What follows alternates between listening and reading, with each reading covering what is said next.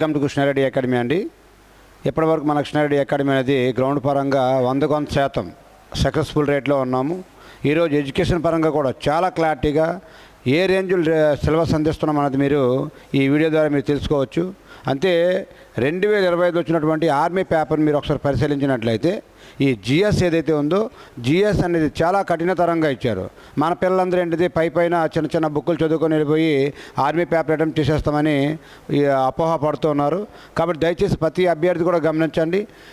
మేము ఏ రేంజ్ అంటే రేపు అడ్వాన్స్గా ఆలోచించి 2026లో వచ్చేటువంటి నోటిఫికేషన్ ఏదైతే ఉందో దానికి రెడీ చేస్తూ ఉన్నాం. దాంట్లో భాగంగా 2025లో వచ్చిన ప్రతి పేపర్ కూడా మీ కళ్ళ ముందుకి అద్దెలాగా చూపిస్తూ ఉన్నాం. ఓకే అండి, ఒకసారి మీరు పరిశీలించండి.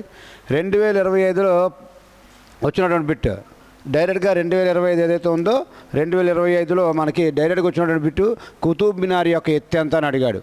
అంతే గత ఎగ్జామ్లో కుతుబ్ మినార్ యొక్క ఎత్తు అడిగారు. నెక్స్ట్ వచ్చే ఎగ్జామ్లో కుతుబ్ మినార్ని ఎవరు నిర్మించారని అడగొచ్చు, లేకపోతే కుతుబ్ మినార్ని ఎవరు పూర్తి చేశారని అడగొచ్చు, లేకపోతే కుతుబ్ మినార్కి ఎవరు మరామతులు చేశారని అడగొచ్చు. సో అవన్నిటి లేకపోతే దీన్ని ఒకసారి పరిశీలించండి. దీని యొక్క సారాంశం కూడా చూడండి. మన భారతదేశం యొక్క రాజధాని అయినటువంటి ఢిల్లీలో మొహాలీ కాంప్లెక్స్లో దీని యొక్క ప్రజెంట్ ఉంది ఇది. అండ్ దీని యొక్క ఎత్తు 72.5 మీటర్స్. అదేవిధంగా అడుగుల్లో చూసుకుంటే 237.8 అడుగులు. అంటే మొన్న మీటర్లో ఇచ్చాడు, రేపు పొద్దున అడుగులు లేవకూడదని ఏమైనా రూల్ ఉందా? ఇచ్చే అవకాశం ఉంది. కాబట్టి మీరు అడుగుల్లో కూడా మీరు జస్ట్ ఫైండ్ అవుట్ చేయాల్సి ఉంటుంది. అండ్ అదేవిధంగా ప్రపంచంలోని ఇటుకలతో నిర్మించిన అతిపెద్ద గోపురం ఇది. ఓకే అండి, ఇటుకలతో అతిపెద్ద గోపురం అంతా ఇదే అని దీని యునెస్కో చేత గుర్తింపు పొందింది. ఎప్పుడంటే 1993 సంవత్సరం ఏదైతే ఉందో ఈ 1993లో యునెస్కో చేత గుర్తింపు కూడా పొందింది. రేపు అడగొచ్చు ఈ కుతుబ్ మినార్ అనేది ఏ సంవత్సరం యునెస్కో చేత గుర్తింపు పొందిందని అడగొచ్చు. కాబట్టి దీన్ని కూడా మీరు పరిశీలించండి. అంతే కంటెంట్ ఏదైతే ఉందో బేస్ లెవెల్ నుంచి వాడు ఏ రేంజ్కి వెళ్ళినా రేపు బిట్ వెళ్ళినా అడిగే విధంగా మీకు రెడీ చేస్తుంది మన కంటెంట్ అనేది. ఓకే అండి, అదే 1993 సంవత్సరంలో దీని యునెస్కోతో గుర్తించబడింది. అండ్ దీని యొక్క నిర్మాణం అనేది 1193 సంవత్సరంలో ఢిల్లీ సుల్తాన్ అయినటువంటి కుతుబుద్దీన్ ఐబక్ ఎవడైతే ఉన్నాడో ఈ కుతుబుద్దీన్ ఐబక్ అనేవాడు ఈ కుతుబ్ మినార్ని ప్రారంభిస్తాడు. ఓకే అండి, అయితే కాలక్రమంలో ఈ కుతుబుద్దీన్ ఐబక్ యొక్క మరణం తర్వాత రాజ్యంలోకి వచ్చినటువంటి తన అల్లుడు అయినటువంటి ఇల్టుట్మిస్ ఎవరైతే ఉన్నారో ఈ ఇల్టుట్మిస్ అనేది కుతుబ్ మినార్ని పూర్తి చేయడం జరుగుతుంది. అయితే కాలక్రమంలో పిడుగుల యొక్క పాటుకి గురయ్యి పాడైపోతే దాన్ని మరామతులు చేసింది మాత్రము ఫిరోజ్ షా తుగ్లక్. చూడండి చాలా క్లారిటీగా ప్రతి అంశం కూడా మీకు అనిపిస్తుంది. 1193 సంవత్సరంలో ఢిల్లీ సుల్తానేట్ అయినటువంటి కుతుబుద్దీన్ ఐబక్ అనేవాడు దీన్ని ప్రారంభించాడు. మొదటి అంతస్తు మాత్రమే అతను నిర్మించారు. అతని అల్లుడేమో తర్వాత కాలక్రమంలో అతని వారసుడు మరి అల్లుడైనటువంటి ఇల్టుట్మిస్ అనేవాడు దీన్ని పూర్తి చేస్తాడు. అండ్ కాలక్రమంలో దీని పిరుగుపాటు కానీ భూకంపాల వల్ల దెబ్బతినడం వల్ల దీన్ని మరామతులు చేసింది మాత్రం ఫిరోజ్ షా తుగ్లక్. అంతే వాడు ఏ రేంజ్కి వెళ్ళినా బిట్టు మీకు అడిగిన బిట్టు ఒకటే సింపుల్గా అడిగాడు. ఏమడిగాడంటే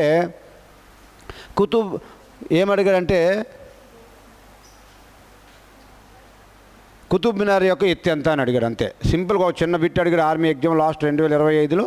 కానీ రేపు పొద్దున దీన్ని ఇన్ని రకాలుగా అడిగే ఛాన్స్ ఉంది. కాబట్టి మీరు ఈ అన్ని అంశాలపైన క్లారిటీ ఉండాలి. ప్రతి అంశం పైన ఏ రోజైతే నువ్వు క్లారిటీగా నేర్చుకుంటూ వెళ్తున్నావో అప్పుడు నువ్వు జిఎస్ పైన పట్టు సాధిస్తావు. ఆడు ఏమి అడిగితే దాన్ని నువ్వు ఆ సమాధానం చెప్పగలుగుతుంది. అదే నేర్పుతుంది మన కృష్ణారెడ్డి అకాడమీ అనేది. ఈరోజు మీకు చూస్తున్నారు కదా, ప్రతి అంశాన్ని కూడా మీకు తీసుకొచ్చి చెప్పడం జరుగుతుంది. దీన్ని ఒకసారి పరిశీలించండి. క్వశ్చన్ నెంబర్ 2ని కూడా ఒకసారి పరిశీలించండి. ఈ క్వశ్చన్ నెంబర్ 2 కూడా మీరు ఒకసారి పరిశీలించినట్టయితే భారత సైన్యంలోని అతి చిన్న సంస్థ లేదా యూనిట్ ఏదైనా అడిగాడు. ఇవన్నీ కూడా 2025లో డిఫరెంట్ షిప్లు అడిగినటువంటి బిట్లేనండి. సో గమనించండి, భారత సైన్యంలో అతి చిన్న సంస్థ యూనిట్ ఏది అని అడుగుతాడు. ఈ సెక్షన్ ఏదైతే ఉందో ఈ సెక్షన్ అండి. దీని యొక్క సమాచారంగా మీరు ఒకసారి పరిశీలించినట్లయితే భారత సైన్యం యొక్క నిర్మాణంలో యుద్ధ భూమిలో పనిచేసే ప్రాథమిక లేక అతి చిన్న యూనిట్ ఏదంటే ఈ సెక్షన్ అండి. ఈ సెక్షన్ అనేది అంటే ఇన్ఫాంట్రీ ఏదైతే ఉందో దీని యొక్క మూల స్తంభంగా భావిస్తారు. ఈ సెక్షన్లో 10 మంది సైనికులు ఉంటారు. అడుగుతాడు రేపు పొద్దున సెక్షన్లో ఎంతమంది సైనికులు ఉంటారంటే 10 మంది సైనికులు ఉంటారు. దీనికి హవాల్దార్ లేదా సార్జెంట్ అనే అధికారి ఇది నాయకత్వం వహిస్తారు. దీనికి ఈ సెక్షన్కి ఎవరంటే హవాల్దార్ లేదా సార్జెంట్ అధికారి అనేవాడు దీనికి అధ్యక్షత వహిస్తారు. నాయకత్వం వహిస్తారు.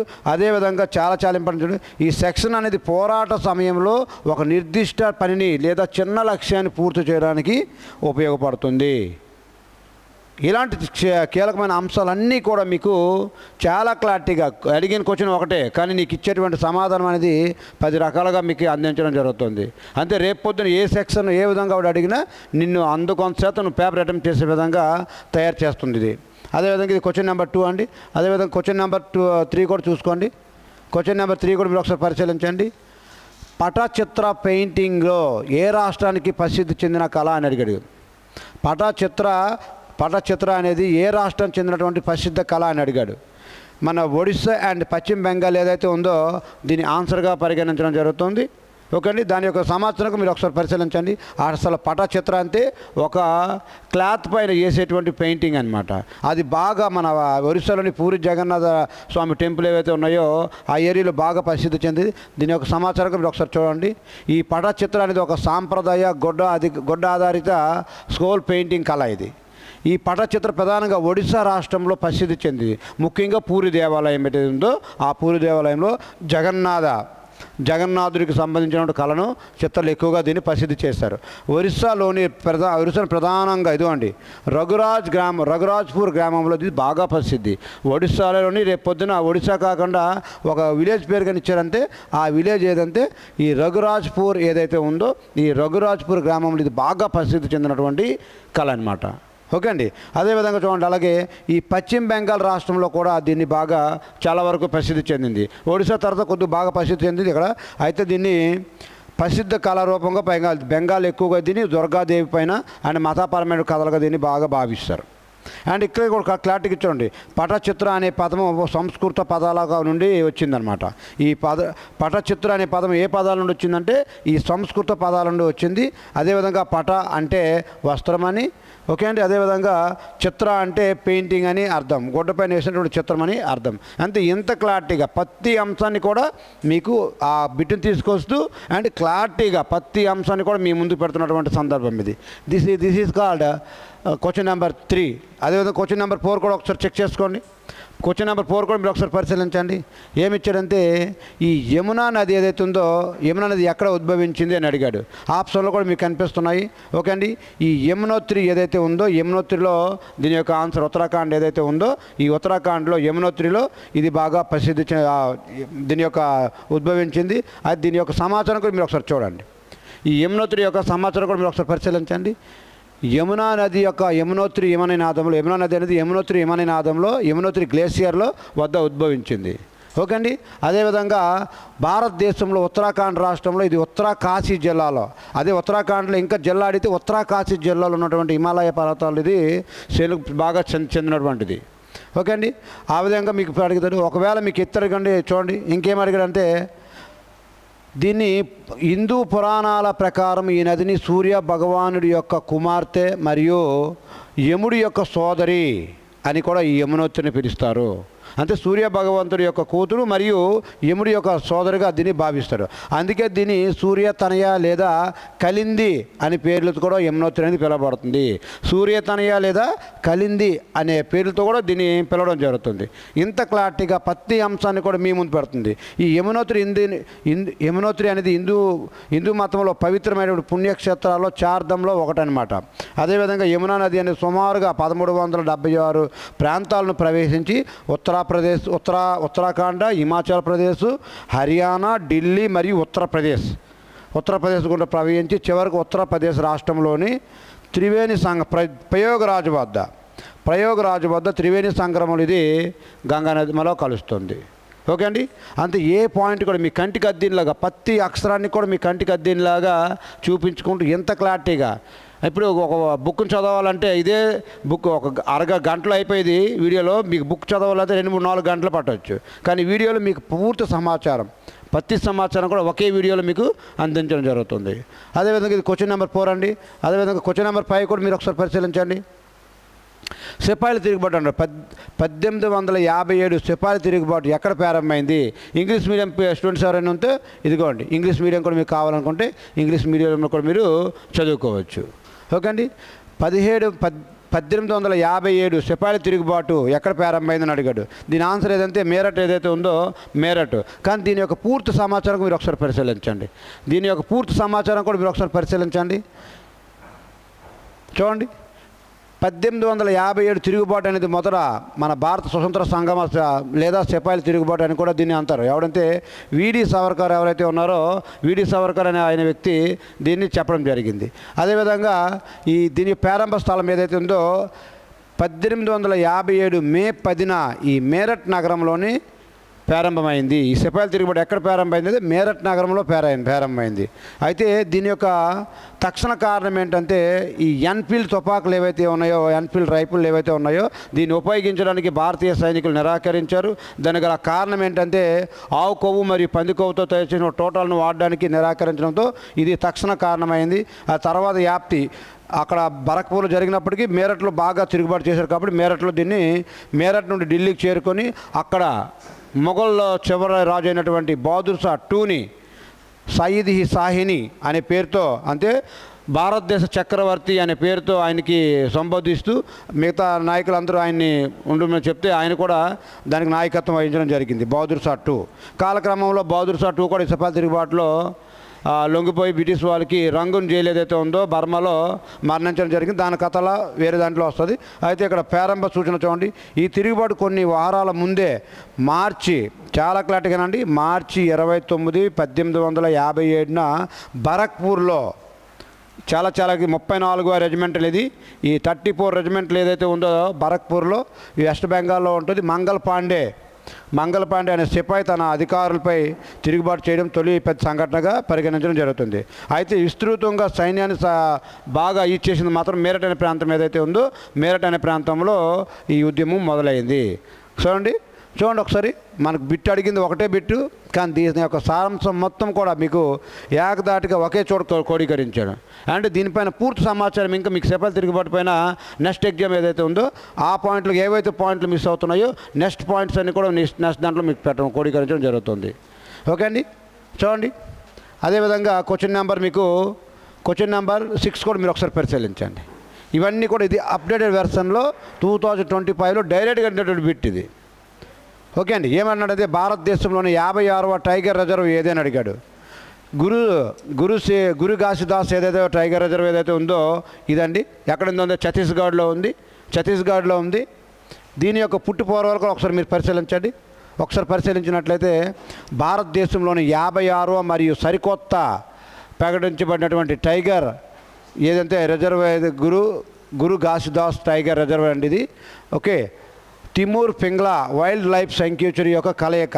అంటే గురు శేఖర్ దాస్ అనేది దేని యొక్క కలయిక అంటే తమూర్ పింగ్లా లైఫ్ వైల్డ్ శాంక్చురీ ఏదైతే ఉందో దాని యొక్క ఈ రెండు కలిసి ఈ కొత్తగా ఏర్పడినటువంటిది. ఓకే అండి, గురు శేఖర్ దాస్ నేషనల్ పార్క్ అనేది మరియు తుమూర్ పింగ్లా లైఫ్ శాంక్చురీ ఛత్తీస్గఢ్ రాష్ట్రంలో ఉంది. ఏ రాష్ట్రంలో ఉందని అడిగితే ఛత్తీస్గఢ్ రాష్ట్రంలో ఉంది. National tiger conservation authority NTCA దీన్ని టైగర్ రిజర్వ్గా ప్రకటించింది. సో దీని తర్వాత కొన్ని కొత్త రిజర్వ్ ఉన్నప్పుడు కూడా దీన్ని ప్రజెంట్ 56వ ఏదంటే ఈ గురు శేఖర్ దాస్ ఏదైతే ఉందో గురు ఘాసిదాస్ టైగర్ రిజర్వ్ ఏదైతే ఉందో ఇదండి. దాని యొక్క ఆన్సర్ ఏ రాష్ట్రంలో ఉందంటే ఈ ఛత్తీస్గఢ్ రాష్ట్రంలో ఉందండి. దేని కలయిక వల్ల అంటే తుమూర్ పింగ్లా వైల్డ్ శాంక్చురీ ఏదైతే ఉందో దీన్ని కూడా మీకు చెప్పడం జరుగుతుంది. ఓకే అండి, సో పరిశీలిస్తూ ఉండండి. అదేవిధంగా క్వశ్చన్ నెంబర్ 7 కూడా మీరు ఒకసారి పరిశీలించండి. క్వశ్చన్ ఇవన్నీ కూడా 2025లో అప్డేటెడ్ వెర్షన్లో డైరెక్ట్గా ఆర్మీ పేపర్లో వచ్చినట్టు క్వశ్చన్. మన పిల్లలు ఏం చేస్తారంటే పైన ఆ బిడ్లు చూసుకుంటూ వెళ్తే ఏం చేయలేనటువంటి పరిస్థితి. కాబట్టి బేస్ లెవెల్ ఏదైతే బేస్ లెవెల్ నుంచి మీకు ఏ లెవెల్లో కావాలన్నా ఆ లెవెల్లో మనకి యాప్లో మన కృష్ణారెడ్డి యొక్క యాప్లో ప్రతి క్వశ్చన్ పేపర్ కూడా మీకు పెట్టడం జరుగుతుంది. అదనంగా 2026లో ఏ విధంగా వచ్చే ఛాన్స్ ఉంది కూడా దాన్ని ఎక్స్పెక్ట్ చేసి 15 నుంచి 20 వీడియోలు చేయడం జరుగుతుంది. ఇవన్నీ కూడా మన కృష్ణారెడ్డి యొక్క యాప్లో మీకు అన్నీ కూడా లభ్యమవుతాయి. ప్రతి మోడల్ పేపర్ కూడా మీకు లభ్యమవుద్ది. అయితే చూడండి ఒకసారి, 2025లో ప్రపంచ ఆరోగ్య సంస్థ నుండి ఏ దేశం వైదొలగాలని నిర్ణయించింది అనుకున్నాడు. వైదొలగాలనుకుంది అని అడిగాడు. మన అమెరికా ఏదైతే ఉందో అమెరికా అనేది వైదొలగడానికి ప్రయత్నించింది. అయితే ఇప్పుడే కాదండి, ఆల్రెడీ 2020లో కూడా అది వైదొలగాలని అమెరికా అనుకుంది. కాకపోతే అప్పుడు డొనాల్డ్ ట్రంప్ ఉండేవాడు. కాలక్రమంలో 2021లో అధ్యక్షుడు మారడం వల్ల దాని యొక్క సారాంశం కూడా మొత్తం చూడండి. 2025 సంబంధించినప్పటికీ ఈ చారిత్రాత్మక పరిణామంలో ఇది జరిగింది. WHO నుండి వైదొలగడానికి ప్రయత్నించిన దేశం ఏదంటే అమెరికా ఏదైతే ఉందో అమెరికా అండి. చాలా క్లారిటీగా అమెరికా 2020లో అప్పటి అధ్యక్షుడు డొనాల్డ్ ట్రంప్ దీన్ని WHO వైదొలగాలనుకున్నప్పటికీ 2021లో జో బిడెన్ అనే ప్రభుత్వం నిర్ణయం మళ్ళీ వెనక్కి తీసుకొని కొనసాగారు. మళ్ళీ 2026 ఏదైతే ఉందో ఇప్పుడు ఇటీవల కాలంలో దీని నుంచి తొలగడానికి దేని నుంచి అంటే WHO నుండి తొలగించబడిన దేశం ఏదంటే ఇప్పుడు ప్రజెంట్ అమెరికా. ఓకే అండి. అదేవిధంగా క్వశ్చన్ నెంబర్ 7 అయింది. క్వశ్చన్ నెంబర్ 8 కూడా మీరు ఒకసారి పరిశీలించండి. జాతీయ మహిళా కమిషన్ ఎప్పుడు స్థాపించబడింది అని చాలా క్లారిటీగా ఇచ్చారు. జాతీయ మహిళా కమిషన్ ఎప్పుడు స్థాపించబడింది అన్నాడు. చాలా క్లారిటీగా మీకు ప్రతి అంశం కూడా ఇచ్చామండి. దీని యొక్క ఆన్సర్ కూడా పుట్టుపడతారు. జాతీయ మహిళా కమిషన్ అనేది భారతదేశంలో జాతీయ మహిళా హక్కులు మరియు చట్టబద్ధమైనటువంటి ప్రయోజనాలను పరిరక్షించడానికి ఏర్పాటు చేయబడినది. అయితే ఇది 1992 సంవత్సరం ఏదైతే ఉందో 1992 ఏదైతే ఉందో ఈ జనవరి 31 జాతీయ మహిళా కమిషన్ ఏర్పడింది. అయితే ఇది ఆడపరకు ముందు ఆల్రెడీ ఒక చట్టంగా 1990లో అయింది, ఒక చట్టం అయింది. కాలక్రమంలో ఇది జాతీయ కమిషన్గా 1992లో ఇది ఏర్పాటు చేయబడింది. అదేవిధంగా మహిళలకు సంబంధించినటువంటి రాజ్యాంగ మరియు చట్టబద్ధమైనటువంటి అంశాలన్నీ కూడా దీనిపైన వివరించబడతాయి. ఇది మహిళా కమిషన్. జాతీయ మహిళా కమిషన్ ఎప్పుడు ఏర్పడింది అంటే ఇదిగో 1992లో. ఏ సంవత్సరంలో చట్టం చేయబడింది అంటే 1990లో. ఓకే అండి. మీకు బిట్ ఏ విధంగా అడిగితే ఆ విధంగా మీరు ఫాలో అవుతూ ఉండాలి. ఓకే చూడండి, ఈ రేంజ్లో బిట్ అడుగుతుంటే మనము పైన చదువుకుని వెళ్ళి జిఎస్ పెట్టేయాలంటే ఎంత ఈరోజు మారిపోయింది, ట్రెండ్ మారింది. ఒకప్పుడు ఆర్మీ పేపర్ అంతా చాలా సింపుల్గా ఇచ్చేవాళ్ళు, పైన ఇచ్చేవాళ్ళు. కానీ కాలం మారింది, పేపర్ కూడా తెలుగులో ఇస్తున్నాడు కాబట్టి వాడు ఏ రేంజ్కి వెళ్తున్నాడో మీరు కూడా ఈ రేంజ్ ఒకసారి చెక్ చేసుకోండి. సో అలా గమనిస్తూ ఉండండి. క్వశ్చన్ నెంబర్ అది 8 అండి. అండ్ క్వశ్చన్ నెంబర్ 9 కూడా మీరు ఒకసారి పరిశీలించండి. సిల్వర్ నోటీస్ 2025ను ఏ సంస్థ ప్రారంభించింది అని అడిగాడు. చాలా క్లారిటీగా చాలా అంశాలు చాలా కీలకంగా అడుగుతున్నాడు. ఈ సిల్వర్ నోటీస్ అనే పదం అసలు కరెంట్ అఫైర్స్లోగా నువ్వు చదవకపోతే ఈ బిట్టింగ్ నువ్వు ఆన్సర్ కూడా చేయకుండా బయటకు వచ్చేటువంటి పరిస్థితి. సో క్వశ్చన్ నెంబర్ 9లో సిల్వర్ నోటీస్ ఏదైతే ఉందో చూడండి. మీకు ఇంటర్పోల్ ఏదైతే ఉందో ఈ ఇంటర్పోల్ అండి. కొన్నిసార్లు అడిగే ఇంటర్పోల్ యొక్క హెడ్ క్వార్టర్ కూడా ఎక్కడ ఉందో మీరు నాకు మన దీంట్లో కామెంట్ చేసి చెప్పండి. ఇంటర్పోల్ యొక్క హెడ్ క్వార్టర్ ఎక్కడ ఉంది, అదేవిధంగా దీని యొక్క సమాచారం ఒకసారి పరిశీలించండి. ఈ సిల్వర్ నోటీస్ ఏదైతే ఉందో ఇదే ఇంటర్పోల్కు సంబంధించినటువంటి అంతర్జాతీయ పోలీస్ సహకార వ్యవస్థలో భాగం ఇది. ఓకే అండి. ఈ సిల్వర్ నోటీస్ అనేది ఇంటర్పోల్కు సంబంధించిన అంతర్జాతీయ పోలీస్ సహకార సమైక్య అనమాట. అయితే ఇంటర్పోల్ అంటే మీకు తెలిసిన అంశమే. చూడండి, సాధారణంగా సిల్వర్ నోటీస్ అనేది వృద్ధులు లేదా ఈ సిల్వర్ నోటీస్ అనేది వృద్ధులు లేదా అల్జీమర్స్ అండ్ మతిమరుపు వంటి ఆరోగ్య సమస్యలు ఉన్నటువంటి అపహరణకు తప్పిపోయిన వ్యక్తులను కనుగొనడానికి అంతర్జాతీయ పోలీస్ సంస్థలు మరియు ప్రజల యొక్క సహకారాన్ని కోరడానికి ఉపయోగించినటువంటి అంతర్జాతీయ హెచ్చరిక సంస్థ నోటీస్ అన్నమాట. ఇదే సిల్వర్ నోటీస్. అయితే 2025 సందర్భంగా ఇంటర్పోల్ భవిష్యత్తులో వృద్ధుల భద్రత కోసం లేదా ఏదైనా ప్రత్యేకమైన అంతర్జాతీయ ఆపరేషన్ కోసం ఈ సిల్వర్ నోటీసును 2025లో ఏర్పాటు చేయడం జరిగింది, ప్రారంభించడం జరిగింది. ఓకే అండి. అంటే ఈ రేంజ్లో బిట్లు అడుగుతుంటే మనము పైన చదువు వెళ్ళామంటే ఏం చేయలేము. మనకు అడిగిన బిట్ ఒకటే, కానీ ఇన్ని రకాల క్వశ్చన్స్ అనేవి మీకు ఎంత సమాచారం తెలుసుకొని వెళ్తే ఆడు రేపు ఏ విధంగా పేపర్ అడిగితే ఆ విధంగా నువ్వు అటెంప్ట్ చేయగలుగుతావు. ఓకే అండి. ఇది క్వశ్చన్ నెంబర్ ఎంత అంటే మీకు 9 అండి. అండ్ అదేవిధంగా క్వశ్చన్ నెంబర్ 10 కూడా మీరు ఒకసారి పరిశీలించండి. అంటే సమాజం పైన పూర్తి అవగాహన ఉందా లేదా, సబ్జెక్టుతో కూడా సంబంధం లేదు వాడికి. ప్రతి అంశం పైన వాడు మిమ్మల్ని అవగాహనతో ఉన్నారా లేరా అని మీకు క్వశ్చన్ అడగడం జరుగుతుంది. చూడండి, ఇక్కడ ఏమన్నాడంటే ఈ పట్టణ ప్రాంతాల్లో పోలిస్తే క్వశ్చన్ ఏంటంటే పట్టణ ప్రాంతాలతో పోలిస్తే గ్రామీణ ప్రాంతాల్లో ఏ విధంగా ఉంటుందన్నాడు. పట్టణ ప్రాంతాలతో పోలిస్తే గ్రామీణ ప్రాంతాల్లో జనసాంద్రత ఎక్కువగా ఉంటుందన్నాడు. తప్పు. ఎందుకంటే గ్రామాల్లో జనాలు తక్కువగా ఉంటారు, పట్టణాల్లో ఎక్కువగా ఉంటారు. కాబట్టి ఈ వీటి కూడా చూసుకొని నెక్స్ట్ ఆరోగ్యం మరియు విద్యా సౌకర్యాలు తక్కువగా ఉంటాయి. రైట్ అయ్యే ఛాన్స్. ఇంకా 2 ఆప్షన్లో చూద్దాము. అంటే పట్టణాలతో పోల్చుకుంటే గ్రామాల్లో ఆరోగ్యం మరియు విద్యా సౌకర్యాలు తక్కువగానే ఉంటాయి. రైట్. కాబట్టి ఇది మీకు ఆన్సర్ అయ్యే ఛాన్స్. నెక్స్ట్ చూడండి, ఉపాధి అవకాశాలు పట్టణాల కంటే గ్రామాల్లో ఎక్కువ అన్నాడు. అంటే ఇది కూడా రాంగ్. అంతే ఈ రేంజ్లో నువ్వు ఆలోచించి చేయాల్సినటువంటి క్వశ్చన్ రేంజ్లో ఈ జిఎస్ ఏదైతే ఉందో 2025లో అడగడం జరిగింది. ఇంకా 2026లో కూడా ఏ విధంగా అడిగే ఛాన్స్ ఉందో మీరు ఒకసారి పరిశీలించండి. ఆ 2026లో ఏ విధంగా అడిగే ఛాన్స్ ఉందో అవన్నీ కూడా మనం వీడియోస్ చేసుకొని మన కృష్ణారెడ్డి అకాడమీ యొక్క యాప్లో పెడుతూ ఉన్నాము. మీకు అతి తక్కువ కాస్ట్తో కూడా మీకు అతి త్వరలో అందించడం జరుగుతుంది. ఓకే అండి. అదేవిధంగా చూడండి, ఆధునిక రవాణా సౌకర్యాలు అందుబాటులో ఉంటాయి అన్నాడు. అంతే పట్టణాలతో పోలిస్తే గ్రామాల్లో ఆధునిక సౌకర్యాలు ఎక్కువ అందుబాటులో ఉంటాయి అన్నాడు. ఉంటాయా? ఉండవు. కాబట్టి ఇది కూడా రాంగే. అంతే రైట్ ఏదంటే ఆరోగ్యం మరియు విద్యా సౌకర్యాలు తక్కువగా ఉంటాయి ఎక్కడంటే గ్రామాల్లో. కాబట్టి ఇది మీకు ఆన్సర్. అంతే అవగాహనతో వెళ్ళేటువంటి సందర్భాల్లో అడుగుతున్న క్వశ్చన్స్ ఇవి. 2025లో ఈ యుద్ధ సెక్షన్లో డైరెక్ట్గా వచ్చినటువంటి బిట్లు ఇవన్నీ కూడా ఏది కూడా ప్రత్యేకించి మనం డిజైన్ చేసింది కాదు. 2025లో ఈ ఆర్మీ ఎగ్జామ్ ఏదైతే ఉందో డైరెక్ట్గా వచ్చినటువంటి బిట్. ఓకే అండి. ఇది పరిశీలించేది క్వశ్చన్ నెంబర్ 10 అండి. అదేవిధంగా క్వశ్చన్ నెంబర్ 11 కూడా పరిశీలించి ఇది క్వశ్చన్ నెంబర్ 10 యొక్క సమాచారం మీరు ఒకసారి వీడియో కూడా ఆపుకొని చెక్ చేసుకోవచ్చు. అదేవిధంగా క్వశ్చన్ నెంబర్ 11 కూడా మీరు ఒకసారి పరిశీలించండి. క్వశ్చన్ నెంబర్ 11 కూడా ఒకసారి పరిశీలించండి. సర్వెంట్స్ ఆఫ్ ఇండియన్ సొసైటీని ఎవరు పునాది వేశారు అని అడిగాడు. లేకపోతే రేపు పొద్దున సర్వెంట్స్ ఆఫ్ ఇండియన్ సొసైటీ ఏ సంవత్సరంలో స్థాపించారని అడగొచ్చు. లేకపోతే సర్వెంట్స్ ఆఫ్ ఇండియన్ సొసైటీ యొక్క ఎక్కడ స్థాపించారని అడగొచ్చు. ఓకే అండి. ఇన్ని రకాల బిట్లు మీరు తీసుకోవాల్సిన రెస్పాన్స్. బిట్ మనం అడిగింది ఒకటే, సర్వెంట్స్ ఆఫ్ ఇండియన్ సొసైటీకి ఎవరు పునాది వేశారని అడిగారు. గోపాలకృష్ణ గోఖలే ఎవరైతే ఉన్నారో ఈ గోపాలకృష్ణ గోఖలే అనే వ్యక్తి అయితే సర్వెంట్స్ ఆఫ్ ఇండియన్ సొసైటీకి పునాది వేశారు. కానీ మీ దీనిపైన అనేక సమాచారం కావాలనుకుంటే ఒకసారి పరిశీలించండి. ఈ గోపాలకృష్ణ గోఖలే ఎవరైతే ఉన్నారో ఈయన గోపాలకృష్ణ గోఖలే మహాత్మా గాంధీ యొక్క రాజకీయ గురువు ఎవరంటే ఈ గోపాలకృష్ణ గోఖలే. మహాత్మా గాంధీ 1915 సంవత్సరంలో జనవరి 9వ తేదీన భారతదేశం రావడానికి ప్రధాన కారకులైనటువంటి వ్యక్తి ఎవరంటే గోపాలకృష్ణ గోఖలే. అందుకే మహాత్మా గాంధీ ఏ రోజైతే ఇండియాలో అడుగుతారో దాన్ని ఎన్ఆర్ఐ నాన్ రెసిడెన్షియల్ ఇండియన్స్ డేగా ప్రతి సంవత్సరం కూడా జనవరి 9న జరుపుకుంటున్నాం. దానికి కూడా కారణం కూడా మన గోపాలకృష్ణ గోఖలే. ఎందుకంటే మహాత్మా గాంధీ రాజకీయ గురువు గోపాలకృష్ణ గోఖలే.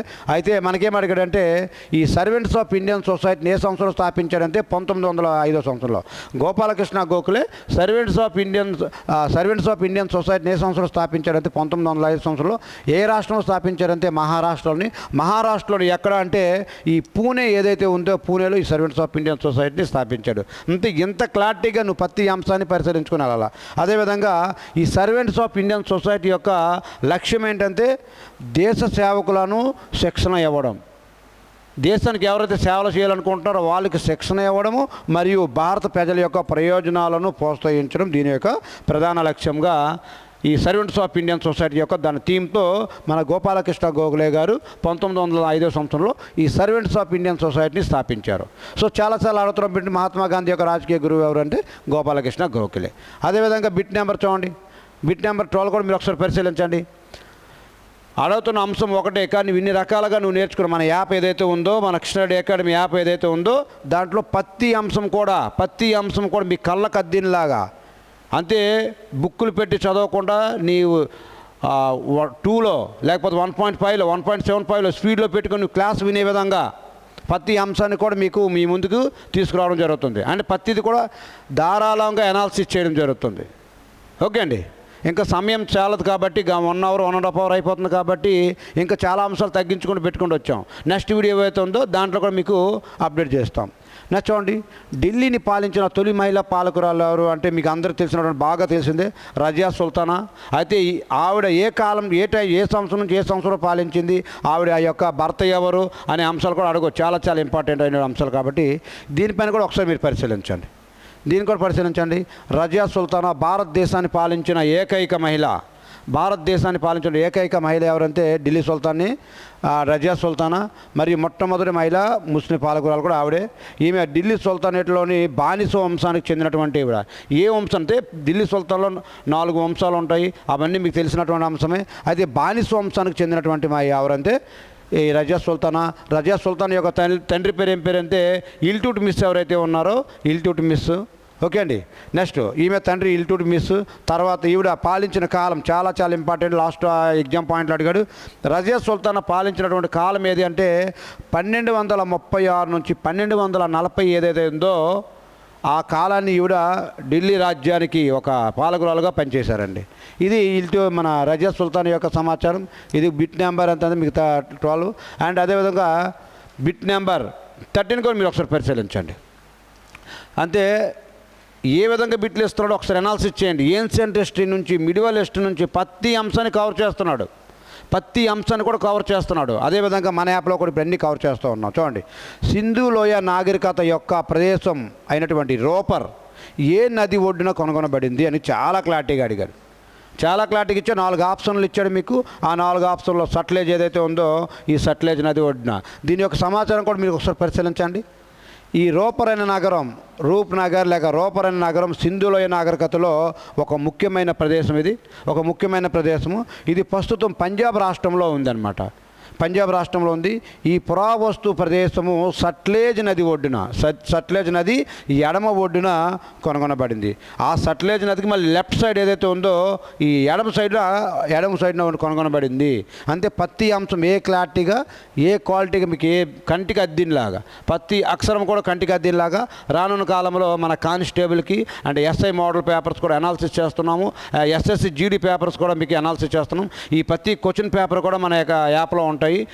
దేనికి దానికి ఓకే అండి. ప్రతిదీ కూడా మీకు ఒకే దగ్గర ఎగ్జామ్ ఓరియంటెడ్ ఏదైతే ఉందో ప్రతి అంశాన్ని కోడీకరించి 2022 నెలకు వచ్చింది, 2023 నెలకు వచ్చింది, 2024 నెలకు వచ్చింది, 2025 నెలకు వచ్చింది, ఇంకా 2026లో ఎలా వచ్చే ఛాన్స్ ఉంది, ఎన్ని కోణాలు అడుగుతున్నాడు అని ప్రతి అంశాన్ని కూడా మీకు ప్రతి అంశాన్ని తీసుకొచ్చి మన కృష్ణారెడ్డి అకాడమీ యాప్లో ఎగ్జామ్ పాయింట్స్ ఏవైతే ఉన్నాయో ఈ ఎగ్జాంపుల్లో ప్రతి పేపర్ కూడా ప్రతి బిట్ కూడా ఎక్స్ప్లెయిన్ చేయడం జరుగుతుందండి. ఓకే అండి. అతి తక్కువ కాస్ట్తో కూడా మీకు అందుబాటులో తీసుకుని వస్తున్నాం. అదేవిధంగా చూడండి, క్వశ్చన్ నెంబర్ 14 ఏదైతే ఉందో క్వశ్చన్ నెంబర్ 14 కూడా మీరు ఒకసారి పరిశీలించండి. క్వశ్చన్ ఏమి అడిగాడంటే గుడి పడవ పండుగను ఏ భాష ప్రజలు జరుపుకుంటారు, ఈ గుడి పడవ అనే పండుగను ఏ భాష ప్రజలు జరుపుకుంటారని బిట్ నెంబర్ 1 ఇచ్చారు. కానీ అదే రోజున మనము కూడా ఉగాది జరుపుకుంటాం. అదే రోజున గుడి పడవ జరుపుకున్నటువంటి రాష్ట్ర ప్రజలు జరుపుకునే రోజునే మనము కూడా ఉగాదిగా జరుపుకుంటాము. అయితే ఏ రాష్ట్ర ప్రజలు అంటే ఈ మహారాష్ట్ర మరాఠీ ప్రజలు ఎవరైతే ఉన్నారో ఈ మరాఠీ ప్రజలు ఎవరైతే ఉన్నారో గుడి పడవ అనే పండుగను జరుపుకుంటారు. అదేవిధంగా దీని సమాచారం మీరు ఒకసారి పరిశీలించండి. ఈ గుడి పడవ అనేది మహారాష్ట్ర మరియు గోవా రాష్ట్రాల్లో ముఖ్యంగా మరాఠీ ప్రజలు అత్యంత ఉల్లాసంగా జరుపుకునేటువంటి పండుగ ఈ గుడి పడవ. అదేవిధంగా ఇది హిందూ క్యాలెండర్ ప్రకారం చైత్ర శుద్ధి పౌర్ణమి రోజున ఈ గుడి పడవ అనేది ఏ రోజున అంటే ఈ చైత్ర శుద్ధి పౌర్ణమి రోజు ఏదైతే ఉందో ఇది జరుపుకుంటారు. అదేవిధంగా మరాఠీ నూతన సంవత్సరానికి ఇది నాంది. ఇది అదే రోజున చెప్పాను కదండి, అదే రోజున తెలుగు ప్రజలు ఉగాదిని జరుపుకుంటారు. అంతే మరాఠీ ప్రజలేమో గుడి పడవ జరుపుకునే రోజునే మన తెలుగు ప్రజలు ఏం జరుపుకుంటారంటే ఉగాదిని జరుపుకుంటారు. రేపొద్దున ఇదే బిట్టిని మహారాష్ట్ర ప్రజలు ఎవరైతే ఉన్నారో గుడి పడవ జరుపుకునే రోజు తెలుగు ప్రజలు ఏ ఉత్సవాన్ని జరుపుకుంటారు అంటే ఇదిగోండి ఈ ఉగాది ఉత్సవాన్ని జరుపుకుంటారు. అంతే అనేక రకాల బిట్లు అనేక రకాల అంశాలను మీకు కూడా చెప్పడం జరుగుతుంది, అనాలిసిస్ చేయడం జరుగుతుంది. ఇది క్వశ్చన్ నెంబర్ మీకు 14 అండి. అదేవిధంగా క్వశ్చన్ నెంబర్ 15 కూడా మీరు ఒకసారి పరిశీలించండి. ఏమన్నాడంటే జైన మత పవిత్ర గ్రంథం ఏది అని అడిగాడు. సింపుల్గా ఏమి అడిగాడంటే ఈ జైన మత పవిత్ర గ్రంథం ఏదైతే అంగాట్ ఆర్ బాడీ ఏదైతే ఉందో ఇదండి. దీని యొక్క సమాచారం కూడా మీరు ఒకసారి పరిశీలించండి. జైన మతంలో పవిత్ర గ్రంథాలను ప్రధాన భాగాన్ని అగామాలు అంటారు. భగవతి సూత్రము లేదా వ్యాజ్య విజ్ఞప్తి 12వ ముఖ్యమైన జైన ఆగమాల్లో ఒకటి ఇది. ఇది మహావీరుడు మరియు గౌతమి స్వామి మధ్య జరిగినటువంటి చర్చలను కలిగి ఉన్నటువంటి అతి ముఖ్యమైనటువంటి గ్రంథాల్లో ఒకటి. ఖురాన్ అనేది ఇస్లాం మతానికి చెందినది. అదేవిధంగా బైబిల్ అనేది క్రైస్తవ మతానికి చెందినది. ఓకే అండి. ఈ విధంగా ప్రతి ఆప్షన్ కూడా మీకు క్వశ్చన్ ఇవ్వడం జరుగుతుంది. అంతే ఇక్కడ ఇచ్చినటువంటి దాంట్లో బైబిల్ అనేది క్రిస్టియన్ మతానికి అండ్ ఖురాన్ అనేది ముస్లిమ్స్కి, అదేవిధంగా ఈ విధంగా ప్రతి అంశాన్ని కూడా మీకు చెప్పుకొని రావడం జరుగుతుంది. ఓకే అండి. చూడండి నెక్స్ట్ క్వశ్చన్ కూడా మీరు చూడండి. Question number 16. అంతే మీకు ఆర్మీ పేపర్ అనేది 3 పార్ట్స్గా డివైడ్ చేయడం లేదా 4 పార్ట్స్గా డివైడ్ చేయడం జరిగింది. ఈ జిఎస్ ఏదైతే ఉందో జనరల్ స్టడీస్ ఏదైతే ఉందో 15 బిట్స్ వస్తున్నాయి. అదేవిధంగా జిఎస్ జనరల్ సైన్స్ ఏదైతే ఉందో అంటే ఫిజిక్స్, కెమిస్ట్రీ అండ్ బయాలజీ కలిపి 15 బిట్లు వస్తున్నాయి. అర్థమెటిక్ అనేది మీకు 15 బిట్లు వస్తున్నాయి. ఈ రీజనింగ్ అనేది మీకు 5 బిట్లు వస్తాయి. టోటల్గా 50 మార్కులకి ఈ పేపర్ ఉంది. టోటల్గా 50 మార్కులకి పేపర్ ఉంది. దాంట్లో మీకు జిఎస్ అనేది పార్ట్ నెంబర్ 1లో మీకు 15 బిట్లు వివరించడం జరిగింది. అదేవిధంగా ఈ పార్ట్ నెంబర్ 2లోనే జిఎస్ అంటే జనరల్ సైన్స్ ఏదైతే ఉందో 15 బిట్లు కూడా మీరు ఒకసారి పరిశీలించండి. ఏ విధంగా ఇచ్చాడు 2025లో ఏ విధంగా ఇచ్చాడో మీరు ఒకసారి పరిశీలించండి. ఏమన్నాడంటే అధిక కొవ్వు ఉన్న ఆహారం తినడం వల్ల ఏ వ్యాధి వచ్చే అవకాశం ఉంది? అధిక ఆహారం తినడం వల్ల ఏమొస్తుందండి? ఉభయకాయం వస్తుంది. ఓకే అండి. దీని మ్యాటర్ కూడా ఒకసారి మీరు పరిశీలించండి. దీన్ని కూడా ఒకసారి పరిశీలించండి. ఉభయకాయం అనేది ఆహారంలో శరీరంలోని అధికంగా కొవ్వు పెరిగిపోవడం వల్ల వచ్చేటువంటి దీర్ఘకాలిక ఆరోగ్య సమస్య. ఇది క్యాలరీలు అధికంగా ఉండడం వల్ల, తినేటువంటి ఫుడ్లో మరి క్యాలరీలు ఎక్కువగా ఉండడం వల్ల, తగినంత శారీరక శ్రమ లేకపోవడం వల్ల శరీరంలో కొవ్వు నిల్వలు పెరిగిపోయి ఉభయకాయానికి దారితీస్తుంది. ఓకే అండి. సో ఇది నెక్స్ట్ మీకు ఇచ్చినటువంటి ఆప్షన్లోనే ఏమిచ్చాడు? ఈ రక్తహీనత ఇచ్చాడు, రికెట్స్ ఇచ్చాడు, క్షయ ఇచ్చాడు. దాని యొక్క సమాచారం మీరు ఒకసారి పరిశీలించండి. రక్తహీనత ఇనుము లోపం వల్ల వస్తుంది. ఈ రక్తహీనత దేనివల్ల లోపం వస్తుందంటే ఇనుము ఐరన్ ఏదైతే ఉందో ఐరన్ లోపం వల్ల రక్తహీనత అనేది వస్తుంది. అదేవిధంగా రికెట్స్ అనేది విటమిన్ డి లోపం వల్ల వస్తుంది. చాలా క్లారిటీ చూడండి. రికెట్స్ అనేది దేని లోపం వల్ల వస్తుందంటే విటమిన్ డి లోపం వల్ల వస్తుంది. అదేవిధంగా క్షయ అనేది దేని లోపం వల్ల వస్తుందంటే బ్యాక్టీరియా వల్ల వస్తుంది. అంటే ప్రతి ఆప్షన్కి కూడా ఇంకా మాకు ప్లేస్ చాలక నెక్స్ట్ దీంట్లో వచ్చేటప్పటికి ప్రతి ఆప్షన్ పైన ఉన్నటువంటి సమాచారం కూడా తీసుకొచ్చి మీకు నెక్స్ట్ వీడియోస్లో పెట్టడం జరుగుతుందండి. ఓకే అండి. ఈ విధంగా మనకు వెళ్తుంది, పరిశీలించండి. అదేవిధంగా క్వశ్చన్ నెంబర్ 17 కూడా మీరు ఒకసారి చెక్ చేసుకోండి. క్వశ్చన్ నెంబర్ 17 కూడా మీరు ఒకసారి పరిశీలించండి. నీటితో కలిపినప్పుడు వాటి యొక్క లక్షణాలను కోల్పోని పదార్థాలను ఏమంటారు అంటారు. అంటే నీటితో కలిపినప్పుడు వాటి యొక్క లక్షణాలు కోల్పోయినటువంటి పదార్థాలను ఏమంటారు అంటే కరగని పదార్థాలు అంటారు. ఫర్ ఎగ్జాంపుల్ ఒకసారి మీరు దీని యొక్క సమాచారం కూడా చూడండి. కరగని పదార్థాలు అంటే నీటిలో కడగకుండా తమ లక్షణాలను కూడా కోల్పోకుండా విడిగా ఉండే పదార్థాలు. ఫర్ ఎగ్జాంపుల్ ఉదాహరణకి ఇసుక, నూనె కానీ నీటిలో కానీ వేసామనుకోండి, నూనె తేలుతుంది పైకి. అది ఇసుకగా వేసామనుకోండి, దీనివల్ల భూమి లోనికి వెళ్ళిపోతుంది. అది నీటిలో కరగదు అనమాట. అంతే కరగని పదార్థాలకు ఉదాహరణ. అదే కరిగే పదార్థాలకు ఉదాహరణ ఏంటండి? ఈ పదార్థాలు నీటిలో పూర్తిగా కలిసిపోయి వాటి యొక్క లక్షణాలను కోల్పోతాయి. ఇవి వేరు. అంటే మన కరగని అడిగాడు కాబట్టి దాని ఆన్సర్ ఏదంటే కరగని పదార్థాలు ఏదైతే ఉందో దానికి ఉదాహరణ ఏదంటే ఇసుక మరియు నూనె ఏదైతే ఉందో ఇదనే దీనికి అర్థంగా చెల్లుతుంది. అదేవిధంగా క్వశ్చన్ నెంబర్ 8 కూడా మీరు ఒకసారి పరిశీలించండి. మొక్కలలో చూడండి, ఒక ఆర్మీ పేపర్ 2025లో ఆర్మీ పేపర్ ఏ విధంగా బిట్లు అడుగుతున్నాడో చూడండి. ఒకసారి మీరు పరిశీలించండి. ప్రతి బిట్టు కూడా గూగుల్ చేసుకుంటే ప్రతిది కూడా 2025లో ఇచ్చిన బిట్లు. అంతే ఆర్మీలోనే ఈ రేంజ్లో ఇస్తున్నాడు. అంతే నీ యొక్క స్టాండర్డ్ ఏ విధంగా ఉండాలో ఒకసారి పరిశీలించండి. నీ యొక్క చదువు కూడా నువ్వు చాలా క్లారిటీగా ప్రతి పాయింట్ని చదివినప్పుడే నువ్వు రేపు ఇవన్నీ కూడా ఆన్సర్లు చేయగలుగుతావు. అలాగా పైన చదివేసి చెప్పేసి వెళ్ళిపోదామంటే అవదు. సో చూడండి ఏమన్నాడు, మొక్కల్లో స్టొమాటా యొక్క ప్రధాన విధి ఏది అని అడిగాడు. మొక్కల స్టొమాటో యొక్క ప్రధాన విధి ఏదంటే వాయువుల మార్పిడి మరియు బాష్పోత్సవం ఏదైతే ఉందో అది. ఏంటంటే దీని యొక్క సమాచారం కూడా ఒకసారి పరిశీలించండి. కంటికి అద్దిన్లా ప్రతి అంశాన్ని కూడా స్టొమాటా అనేది మొక్కల యొక్క ఆకుల ఉపరితలంపై ఉండేటువంటి అతి చిన్న పదార్థము. వీటి యొక్క ప్రధాన విధులు వాయువుల మార్పిడి ఏదైతే ఉందో ఈ వాయువుల యొక్క మార్పిడి. ఒకటి దీనికి కిరణజన్య సంయోగ అవసరమైనటువంటి కార్బన్ డైఆక్సైడ్ని అదేవిధంగా ఆక్సిజన్ని విడుదల చేస్తూ ఉందన్నమాట. ఓకేనా. సో నెక్స్ట్ బాష్పభవనం అంటే మొక్కల్లోని అదనపు నీటి ఆవిరి చేయడానికి దీన్ని ఉపయోగిస్తారు. అంతే దీని ఆన్సర్ ఏంటంటే స్టొమాటో అనేది ప్రధానంగా వాయువుల మార్పిడి. వాయువుల మార్పిడి ఏదైతే ఉందో దీని సమాచారం కూడా మీరు ఒకసారి వీడియో ఆపుకొని క్లారిటీగా ఒకసారి చదువుకుంటే మీకు ప్రతి అంశం కూడా అర్థమవుతుంది. ఓకే. అదేవిధంగా క్వశ్చన్ నెంబర్ 19 కూడా మీరు ఒకసారి చూడండి. క్షారానికి సంబంధించిన సరి అయినది ఏది అని అడిగాడు. క్షారానికి అంటే రుచికి చేదుగా ఉంటాయి. అదే కదా క్షారం. ఆమ్లాలు అయితే రుచికి పుల్లగా ఉంటాయి. కాబట్టి ఇచ్చినటువంటి ఆప్షన్లో మీరు ఒకసారి చెక్ చేసుకోండి. ఏముంటాయి? రుచికి చేదుగా ఉంటాయి. క్షారాలు అంతే రుచికి చేదుగా ఉంటాయి. రుచులు పుల్లగా ఉండేవి ఆమ్లాలు. కాబట్టి క్షారకు ఇది అవ్వదు. అండ్ నీలం లిట్మస్ నుండి ఎరుపు రంగులో మార్చేది ఏదంటే ఆమ్లము. కానీ అడిగిది రాంగే. ఇది రాంగే, ఇది రాంగే, ఇది రాంగే. మా ఆన్సర్ ఏంటంటే ఇదేదో దీని యొక్క సమాచారం కూడా మీరు ఒకసారి చూడండి. దీని యొక్క సమాచారం కూడా మీరు పరిశీలించండి. ఏమన్నాడు? క్షారాలు ఏవైతే ఉన్నాయో సాధారణంగా రుచిలో చేదుగా ఉంటాయి, సాధారణ రుచిలో చేదుగా ఉంటాయి. ఈ క్షారాల యొక్క లక్షణాలు రుచిలో చేదుగా ఉంటాయి, కానీ దీని యొక్క ప్రతిసారి కూడా చూడకూడదు, దీని యొక్క చూడకూడదు దాన్ని, ఎందుకంటే ప్రమాదం. అండ్ ఎరుపు లిట్మస్ పేపర్ను నీలంగా మారుస్తుంది. క్షారాలు అనేది ఎరుపు లిట్మస్ పేపర్ని ఎలా మారుస్తుందంటే నీలంగా మారుస్తుంది. కానీ ఇచ్చే ఆప్షన్లో మనకి నీలంను ఎరుపుగా మారుస్తాయి అన్నాడు కాబట్టి అవదు. ఎరుపును నీలంగా మారుస్తుంది. ఇది ఆమ్లాలు మాత్రం పుల్లగా ఉంటాయి, ఇది అవదు ఆన్సర్. మనకి ఇచ్చిన ఆప్షన్లో క్షారాలు రైట్ ఆన్సర్ అవుతుంది. అదేవిధంగా క్వశ్చన్ నెంబర్ 20 కూడా మీరు ఒకసారి పరిశీలించండి. క్వశ్చన్ నెంబర్ 20 కూడా మీరు ఒకసారి పరిశీలించండి. ఏమంటుంది? నీటి నుండి ఇసుకను వేరు చేయడానికి ఏ పద్ధతిని ఉపయోగిస్తారు? చూడండి ఏ విధంగా బిట్లు ఇస్తున్నాడో చూడండి. మనం చదువుకునేదంతా ఒకటైతే వాడు అడిగే కాన్సెప్ట్ ఏ విధంగా ఉందో చూడండి. అంతే ఒక ఆర్మీ పేపర్ ఈరోజు కానిస్టేబుల్ అండ్ మీకు ఎస్ఐ రేంజీల్లో వెళ్తుంటే అంటే నీ యొక్క ప్రిపరేషన్ ఏ విధంగా ఉండాలో చూడండి. అతి తక్కువ టైంలో మీకు ఇలాంటి సిలబస్ అన్నింటినీ కూడా మన యాప్లో ప్రొవైడ్ చేయడం జరుగుతుంది. చాలా క్లారిటీగా ప్రతి పాయింట్ నీ కంటికి అద్దీనిలాగా చూడండి. దీని యొక్క ఒకసారి ఆన్సర్ కూడా ఒకసారి చూడండి.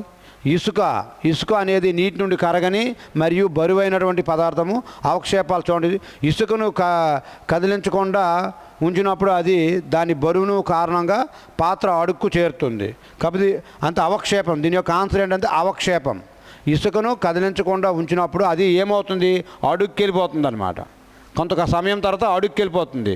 అదే దాని యొక్క లక్షణం. అండ్ అడిగినట్టు బిట్టుగా ఆన్సర్ ఏదంటే అవక్షేపము మరియు వడపోత ఏదైతే ఉందో అవక్షేపం మరియు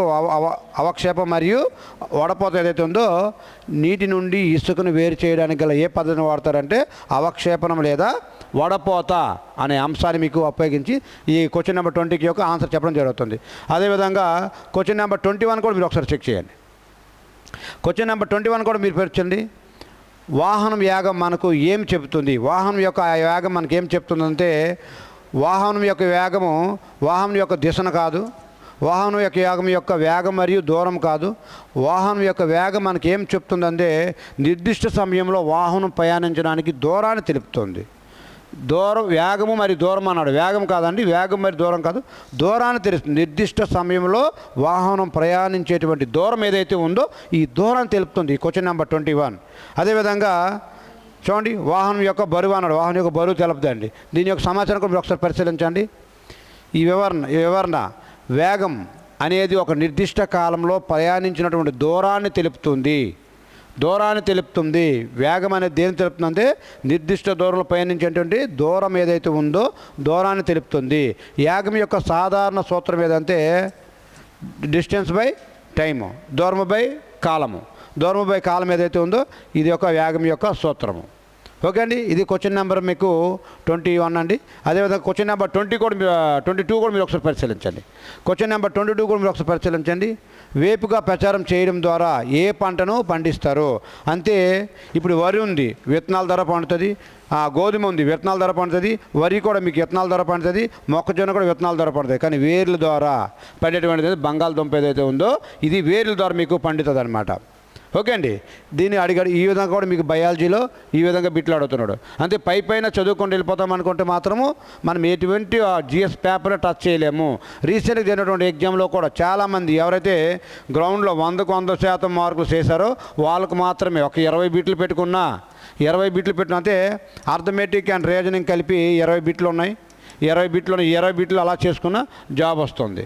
ఎందుకంటే మన యొక్క ప్రిపరేషన్ అంతా బాగుంది కాబట్టి చాలా బాగుంది కాబట్టి 20 బిట్లకి అంటే యావరేజ్గా ఎక్స్పెక్ట్ చేస్తాం. 134కే జాబ్ వచ్చేటువంటి సందర్భంలో ఎక్స్పెక్ట్ చేస్తున్నాం కాబట్టి అంతే ఓన్లీ అర్థమెటిక్ చేసుకున్న వాళ్ళు కూడా వస్తుంది. అంతే జిఎస్ పైన రానున్న కాలంలో సరిగ్గా ప్రిపేర్ అయిన వాళ్ళు కానీ సరైన వాళ్ళు కానీ మీకు దొరికారంటే అప్పుడు అంత మార్కులు కాదు.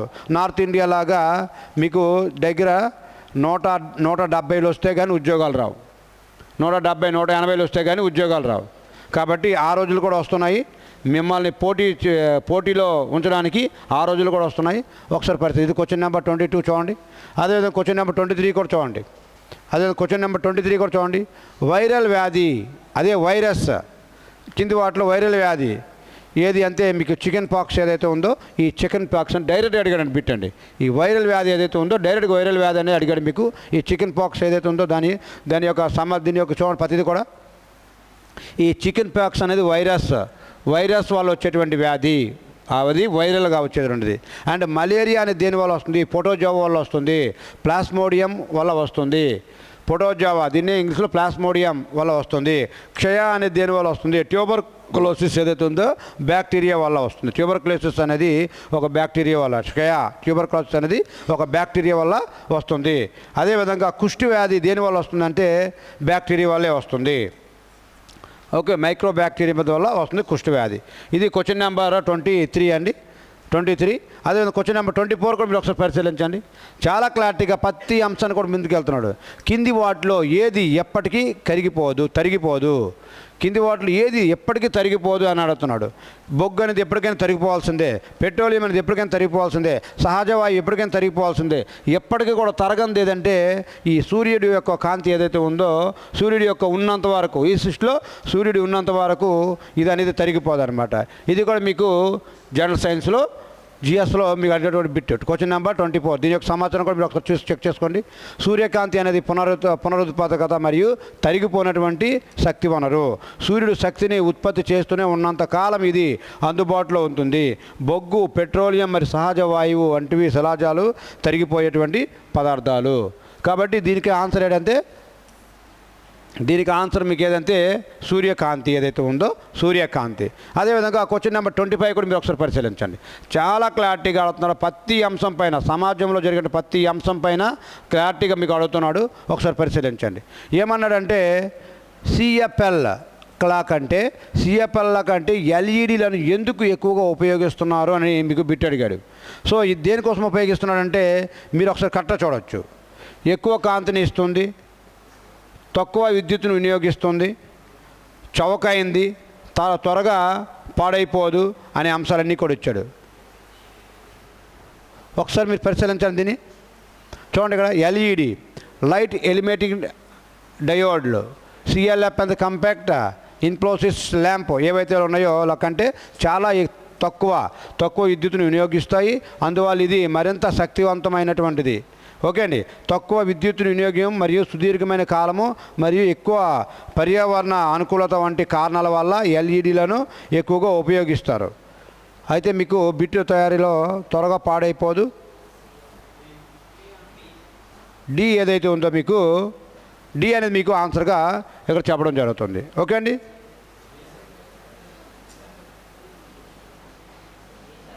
ఓకే, ఇది కూడా కాదు. తక్కువ విద్యుత్తును వినియోగిస్తుంది, రైట్. చౌకైంది, త్వరగా పాడైపోదు. ఆప్షన్లో కొద్దిగా ఇచ్చారు, కొద్దిగా ఆప్షన్ మీద అన్నీ కూడా రైటే. నెక్స్ట్ క్వశ్చన్లో ఒకసారి మరి పరిశీలించండి. ఇది ఇచ్చినటువంటి సమాచారం ప్రకారం అన్నీ రైటే. నెక్స్ట్ క్వశ్చన్ నెంబర్ 26 కూడా ఒకసారి చేయండి. క్వశ్చన్ నెంబర్ 26 కూడా మీరు ఒకసారి పరిశీలించండి. డాష్ శరీర నిర్మాణాన్ని అధ్యయనం చేసేటువంటి శాస్త్రం. శరీర నిర్మాణానికి అధ్యయనం చేసేటువంటి శాస్త్రం ఏది అన్నాడు. పాలియోబాటనియా, అనాటామియా, పాలినాలజియా, సైటాలజియా అని చాలా క్లారిటీగా అడిగాడు బిట్స్. ఏదో మన శరీరం కోసం కాబట్టి అనాటామీ ఏదైతే ఉందో ఈ అనాటామీ అనేది మీకు చాలా క్లారిటీగా ఆన్సర్ మీకు అవుతుంది. చూడండి ఏమిచ్చారు. శరీర నిర్మాణాన్ని అధ్యయనం చేసే శాస్త్రం ఏదంటే అనాటామీ ఏదైతే ఉందో అనాటామీ అనేది జీవులు, మానవులు, జంతువులు, మొక్కలు మరియు వాటి యొక్క అంతర్గత అవయవాల నిర్మాణము, ఆకారము మరియు స్థానాలను అధ్యయనం చేసేటువంటి శాస్త్రం ఇది వాటి భాగాల యొక్క భౌతిక అమరికలను పరిశీలిస్తుంది. ఓకేనా అనాటామీ అనేది. నెక్స్ట్ ఇక్కడ చూడండి, ఇక్కడ ఇచ్చిన మైక్రోస్కోపిక్ అనాటమీ. మళ్ళీ అనాటమీ 2 టైప్స్గా ఉంటుంది. అనాటమీని ప్రధానంగా 2 రకాలుగా విభజిస్తారు. మళ్ళీ ఎంత క్లారిటీగా ఇంకా నేర్చుకోవాలనుకుంటే microscopic anatomic, macro anatomic and microscopic anatomy అని 2 రకాలుగా ఇస్తారు. దేని యొక్క సారాంశం కూడా మీరు ఒకసారి పరిశీలించండి. అండ్ పోలియోబాటనీ అంటే శిలాజాల మొక్కలను అధ్యయనం చేసేటువంటిది పోలియోబాటనీ. పాలినాలజీ అనేది ఏంటంటే పుష్పడి రేణువుల యొక్క అధ్యయనం కోసం వివరించేటువంటిది. అదేవిధంగా సైటాలజీ దేనికోసం వివరిస్తుందంటే జీవుల యొక్క కణాల కోసము. ప్రతి ఆప్షన్ కూడా నువ్వు నేర్చుకొని రావాలి. ప్రతి ఆప్షన్ కూడా నీ మైండ్లో ఉన్నప్పుడే నువ్వు ఏదైనా చేయగలుగుతావు. ఓకే అండి. ఇది క్వశ్చన్ నెంబర్ 26 అండి. అదేవిధంగా క్వశ్చన్ నెంబర్ 27 కూడా మీరు ఒకసారి పరిశీలించండి. క్వశ్చన్ నెంబర్ 27, ఆహార గొలుసులో ఒక జీవి యొక్క నిర్దిష్ట స్థానాన్ని ఏమని పిలుస్తారు? ఆహార గొలుసులో ఒక జీవి యొక్క నిర్దిష్ట స్థానాన్ని ఏమని పిలుస్తారు అంటే టాపిక్ స్థాయి అంటారు. దీని యొక్క సమాచారం కూడా ఒకసారి పరిశీలించండి. ఆహార గొలుసులో ఒక జీవి యొక్క నిర్దిష్ట స్థానాన్ని టాపిక్ స్థాయి అని పిలుస్తారు. టాపిక్ స్థాయి అని గురించి 5 అంశాలు చాలా క్లారిటీగా వివరిస్తున్నాయట. ఓకే అండి. టాపిక్ స్థాయి అనేది జీవవర్ణ వ్యవస్థలోని ఆహార గొలుసులో ఒక జీవికి ఉండేటువంటి స్థానము, ఆ జీవి శక్తిని ఎలా పొందుతుందో ఆ స్థాయి సూచిస్తుంది. ఓకే అండి. ఈ 5 రకాల అంశాలు కూడా మీకు దాంట్లోనే ఒకసారి చూసుకొని వీడియో ఆపి చాలా క్లారిటీగా చదువుకోవాలి మీరే. అదేవిధంగా చూడండి, క్వశ్చన్ నెంబర్ 28 కూడా మీరు ఒకసారి పరిశీలించండి. క్వశ్చన్ నెంబర్ 28 కూడా మీరు ఒకసారి పరిశీలించండి. ఏ రక్త వర్గంలో యాంటీబాడీలు ఉండవు? ఏబీలో. ఏ రక్త వర్గంలో యాంటీబాడీలు ఉండవని రక్త వర్గాల్లో చాలా క్లారిటీగా మీకు సార్లు చెప్తారు మన అకాడమీలో.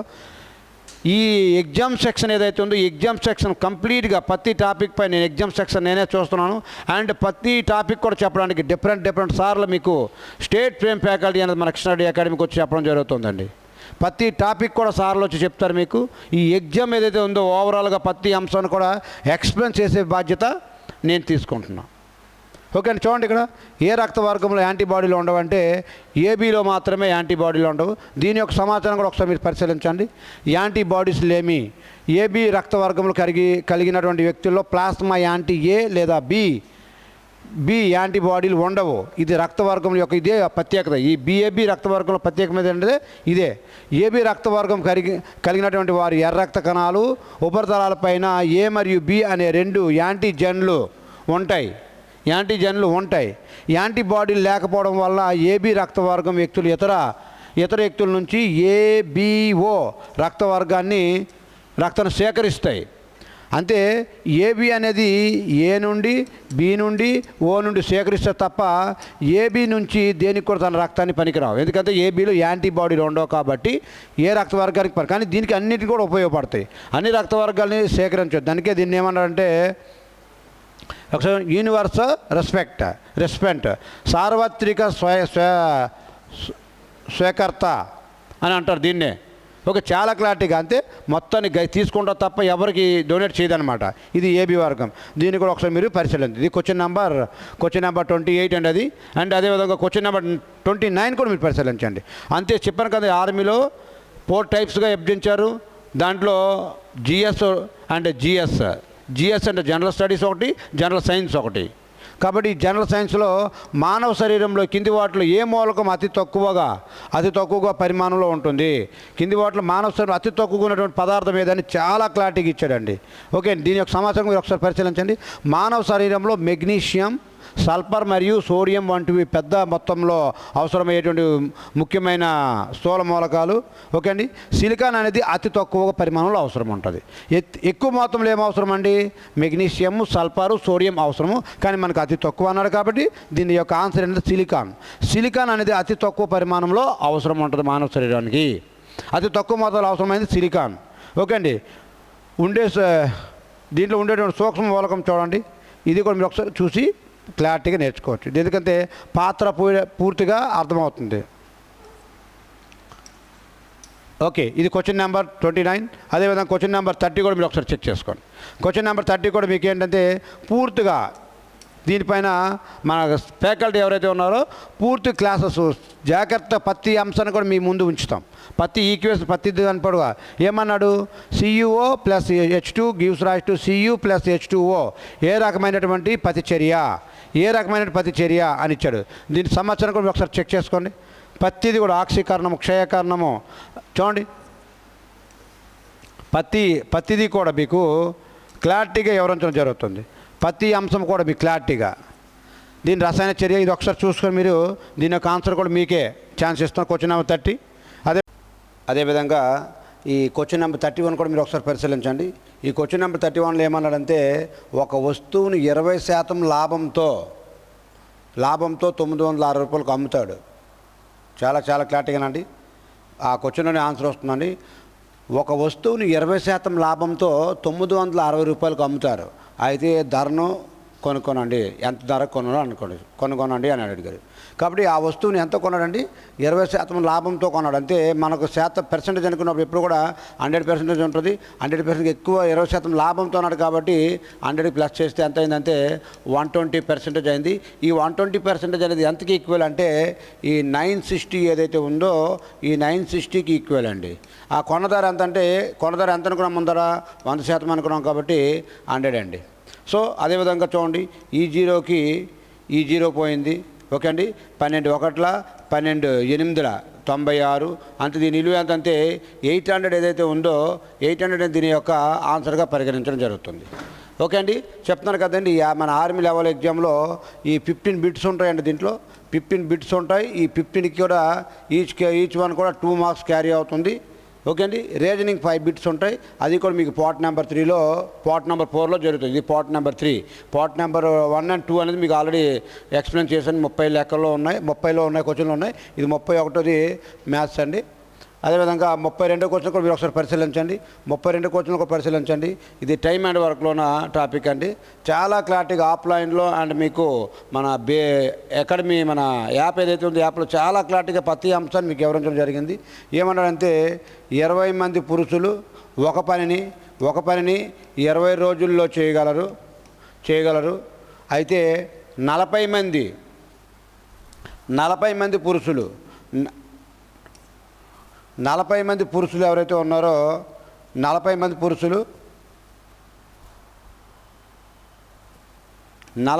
పురుషులు ఎన్ని రోజుల్లో చేస్తారని క్వశ్చన్ ఇచ్చాడండి మీకు క్లారిటీగా. 20 మంది పురుషులు ఒక పనిని 20 రోజుల్లో చేస్తే 40 మంది పురుషులు ఒక పనిని ఎన్ని రోజుల్లో చేస్తారని క్వశ్చన్ అడిగాడు. సో దీనికి ఒకసారి చూడండి, 21ల 22ల 2 ఒకట్ల 2 10ల అంతే ఎన్ని రోజుల్లో చేస్తారంటే ఈ 10 డేస్ ఏదైతే ఉందో 10 డేస్ అనేది మీకు క్లారిటీగా చెప్పడం జరిగింది. టైమ్ అండ్ వర్క్ అనే టాపిక్లో ప్రతి మోడల్ని కూడా చాలా క్లారిటీగా మేము ఎక్స్ప్లెయిన్ చేసాం. అక్కడ మన యాప్లో ఉంటుంది అండ్ యూట్యూబ్ కూడా లైవ్లో క్లాస్ ఇస్తున్నాము. కాబట్టి మీరు కూడా మన యూట్యూబ్ ఛానల్ కానీ సబ్స్క్రైబ్ చేసుకున్నట్లయితే ప్రతి ఒక్క టాపిక్ కూడా మీ యొక్క మొబైల్కి నోటిఫికేషన్గా రావడం జరుగుతుంది. మీరు అక్కడే కూడా చూడవచ్చు. మంది లైవ్లో కూడా క్లాసులు జరుగుతూ ఉన్నాయి, దాన్ని కూడా మీరు పరిశీలించవచ్చు. ఇది క్వశ్చన్ నెంబర్ ఎంత 32 అండి. అదేవిధంగా క్వశ్చన్ నెంబర్ 33 కూడా మీరు ఒకసారి పరిశీలించండి. ఏమన్నాడంటే చూడండి, ఇది ఒక పని ఏ అనేవాడు ఒక పనిని 30 రోజుల్లో చేయగలడు. ఏ అనేవాడు ఒక పనిని 30 రోజుల్లో చేయగలడు. ఓకే అండి, ఏ అనేవాడు ఒక పనిని 30 రోజుల్లో చేయగలడు. బి అదే పని 20 రోజుల్లో చేయగలడు. దీన్ని ఈ టైమ్ అండ్ వర్క్లో కూడా మనం ఎల్సిఎం మెథడ్లో మీకు నేర్పడం జరిగిందండి. ఈ ఎల్సిఎం మెథడ్ ఏదైతే ఉందో ఎల్సిఎం మెథడ్లో జరిగింది. 20కి 30కి ఎల్సిఎం ఎంత అంటే 60 ఏదైతే ఉందో 60 అండి. ఎలాగన్నది కూడా చాలా క్లారిటీగా మీకు నేర్పాం. ఎల్సిఎం అనే కాన్సెప్ట్లో ఇలా చూసి పెట్టే విధంగా మీకు నేర్పడం జరిగింది. సో దీన్ని ఏమంటారంటే టైం అంటారు. దీన్నేమో టైము డేస్ అనమాట. ఇదేమో టోటల్ వర్క్ అవుతుంది. ఇది దీని యొక్క 30 అంతలు అంటే 30 రేళ్ళ, 20 అంతలు అంటే 23ల. దీన్ని ఏమంటారంటే ఎఫిషియన్సీ అని చాలా క్లారిటీగా వివరించడం జరిగింది. అంతే మీకు టైం కావాలి అనుకున్నప్పుడు ఇక్కడ చేస్తాం చూడండి. టైం కావాలనుకున్నప్పుడు టోటల్ వర్క్ బై ఎఫిషియన్సీ. కాబట్టి టోటల్ వర్క్ ఎంత మనకి 60. ఎఫిషియన్సీ ఎంత వచ్చింది, ఎన్ని పాయింట్లు వచ్చిందంటే 5 పాయింట్లు వచ్చింది. 5తో దీనికి డివైడ్ చేస్తే 5 ఒకట్ల 5 12ల. దీని యొక్క ఆన్సర్ ఎంత అంటే ఈ 12 ఏదైతే ఉందో ఇద్దరు కలిసి ఎన్ని రోజుల్లో చేస్తారంటే 12 డేస్ ఏదైతే ఉందో అది మీకు ఆన్సర్గా చెప్పడం జరుగుతుంది. సో అర్థమవుతుంది కదండి చాలా క్లారిటీగా మీకు.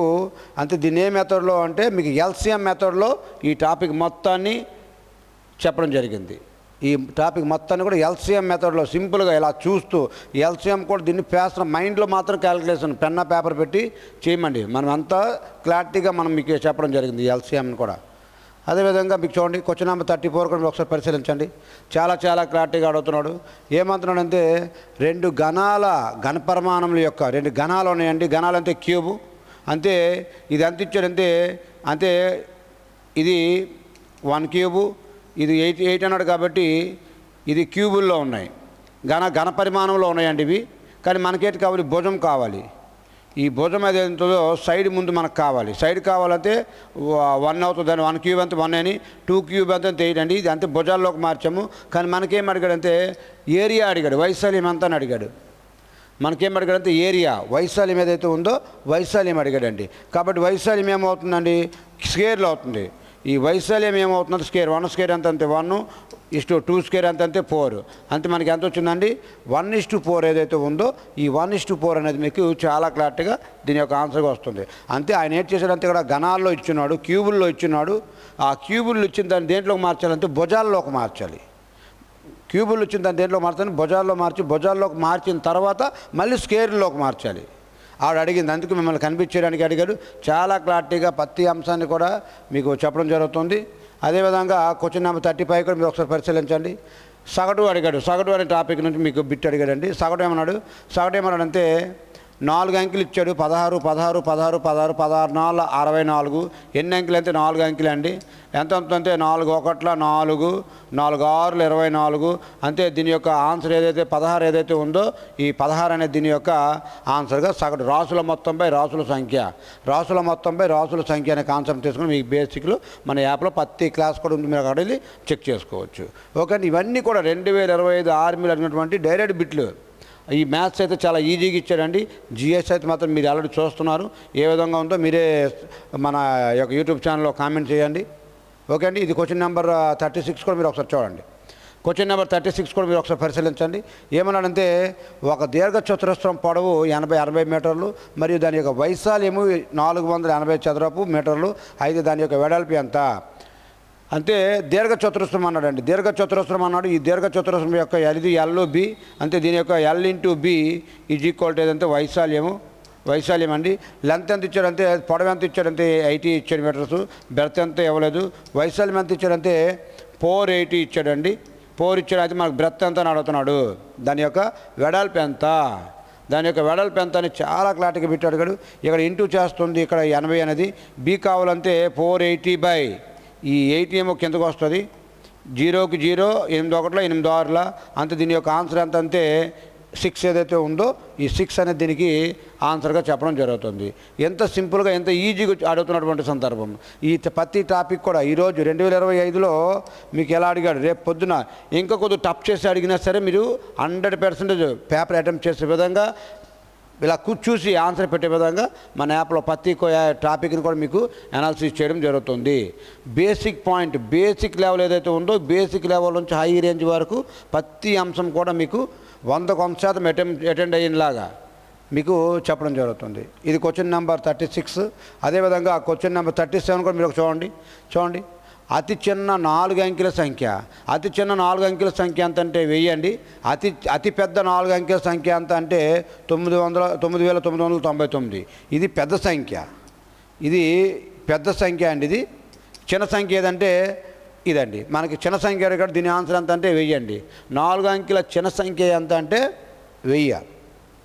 అదే 4 అంకెల పెద్ద సంఖ్య అడిగితే రేపొద్దున ఎంత 5 అంకెలు అంటే 10,000. ఎక్కడైతే పెద్ద సంఖ్య అంటే 5 9లు వస్తాయి. 6 అంకెలు అంటే 6 9లు వస్తాయి. అక్కడ 5 0లు వస్తాయి చిన్న సంఖ్య అన్నప్పుడు. కాబట్టి వాడు ఏదైనా అడగొచ్చండి మీకు రేపు. అన్నీ కూడా చాలా క్లారిటీగా ప్రతి అంశాన్ని కూడా మీకు బిట్టు మిస్ అవ్వని విధంగా మన యాప్లో అన్నీ ఉన్నాయి. మీరు పరిశీలిస్తూ ఉండండి. ఓకే అండి. అదేవిధంగా క్వశ్చన్ నెంబర్ 38 కూడా మీరు ఒకసారి పరిశీలించండి. ఏమనండి, మొదటి 4 బేసి ప్రధాన సంఖ్యల సగటు ఎంత? మొదటి 4 అంటే 2 3 5 7 11 13 ఇవన్నీ కూడా బేస్ సంఖ్యలు అండి. కానీ వాడు ఏమన్నాడు మిమ్మల్ని కనిపించేయడానికి, బేసి ప్రధాన సంఖ్యల మొదటి 4 బేసి ప్రధాన సంఖ్యలు, ఇది సరి ప్రధాన సంఖ్య. కాబట్టి ఈ 2 అనేది మనం తీసుకోకూడదు. మొదటి 4 అన్నాడు కాబట్టి ఈ 4 ఏవైతే ఉన్నాయో ఈ 4ని కలపండి. ప్రధాన సంఖ్య సగటు అన్నాడు. అంతే ఈ 2 కలిపితే ఎంత అండి, ఇదేమో 10 అంతే 20 21 26 అండి. 26 ఎన్ని అంకెలు ఉన్నాయి? 1 2 3 4 అంకెలు ఉన్నాయండి. దీన్ని క్యాల్కులేట్ చేస్తే 4 1 4 6 24 4 6 24 పాయింట్ పెట్టుకుంటే 2 ఉంటుంది, 0 పెట్టుకుంటే 4 5ల అంతే 6.5 ఏదైతే ఉందో ఈ 6.5 అనేది మీకు ఆన్సర్గా చేయడం జరుగుతుందండి. ఇక్కడ ఆప్షన్లో కొద్దిగా రాంగ్ ఇచ్చాడు. ఈ 6.5 ఏదైతే ఉందో ఈ 6.5 అనేది మీకు ఆన్సర్గా పరిగణించడం జరుగుతుంది. అర్థమవుతుందండి? చాలా చూడండి. మొదటి 4 ప్రధాన సంఖ్య, 2 కూడా ప్రధాన సంఖ్య, మొదటి ప్రధాన సంఖ్య, కానీ ఇది బేసి ప్రధాన సంఖ్య కాదు. గమనించాల్సిన అంశం ఏంటంటే మొదటి 4 అన్నాడు కదా, 4 కలుపుకొని చేస్తే లెక్క అనేది మీకు రాంగ్ వస్తుంది. కాబట్టి మొదటి 4 బేసి అన్న పదం ఇచ్చాడు కాబట్టి ఈ పదాన్ని కూడా నువ్వు క్యాలిక్యులేట్ చేసుకొని టాపిక్లోకి వెళ్ళి చేయగలిగితే దీని యొక్క ఆన్సర్ ఎంత అంటే ఈ 6.5 ఏదైతే ఉందో ఈ 6.5 అనేది దీని యొక్క ఆన్సర్గా మీకు చెప్పడం జరుగుతుంది. చెప్తున్నారు కదండి, ప్రతి టాపిక్ నుంచి కూడా మన యొక్క యాప్లో కృష్ణారెడ్డి అకాడమీ యాప్లో ప్రతిది కూడా మీకు పెట్టడం జరిగింది. బేస్ లెవెల్ నుంచి హై రేంజ్ వరకు. ఆఫ్లైన్లో అయితే ఇంకా ధారాళంగా పిల్లడిని బట్టి పట్టించుకుని ప్రతి అంశం పైన చెప్తున్నారు కదా. మన అకాడమీ ప్రత్యేకత ఏంటంటే గ్రౌండ్ పరంగా 100కు 100 మార్కులు వస్తాయండి, ఎవడు కూడా ఆపలేడు. అంటే రెండో అంశం ఏదైతే ఎడ్యుకేషన్ కూడా ఈరోజు వదలట్లేదు. ఎంతమంది పోటీ వచ్చినా తగ్గేది లేదన్నంత రేంజ్లో మినిమం 50 బిట్లకి 45 బిట్లు పెట్టే విధంగా మనం ముందుకు వెళ్తూ ఉన్నాం. ఓకే అండి, పరిశీలిస్తూ ఉన్నాండి. ఎలాంటి ఎగ్జామ్స్ నెంబర్ ఆఫ్ వస్తాయి. మన యూట్యూబ్ ఛానల్ కూడా సబ్స్క్రైబ్ చేసుకోండి, మీకు ప్రతి అంశం కూడా మీకు చాలా క్లారిటీగా వస్తుంది. ఇది కూడా ఒకసారి పరిశీలించండి.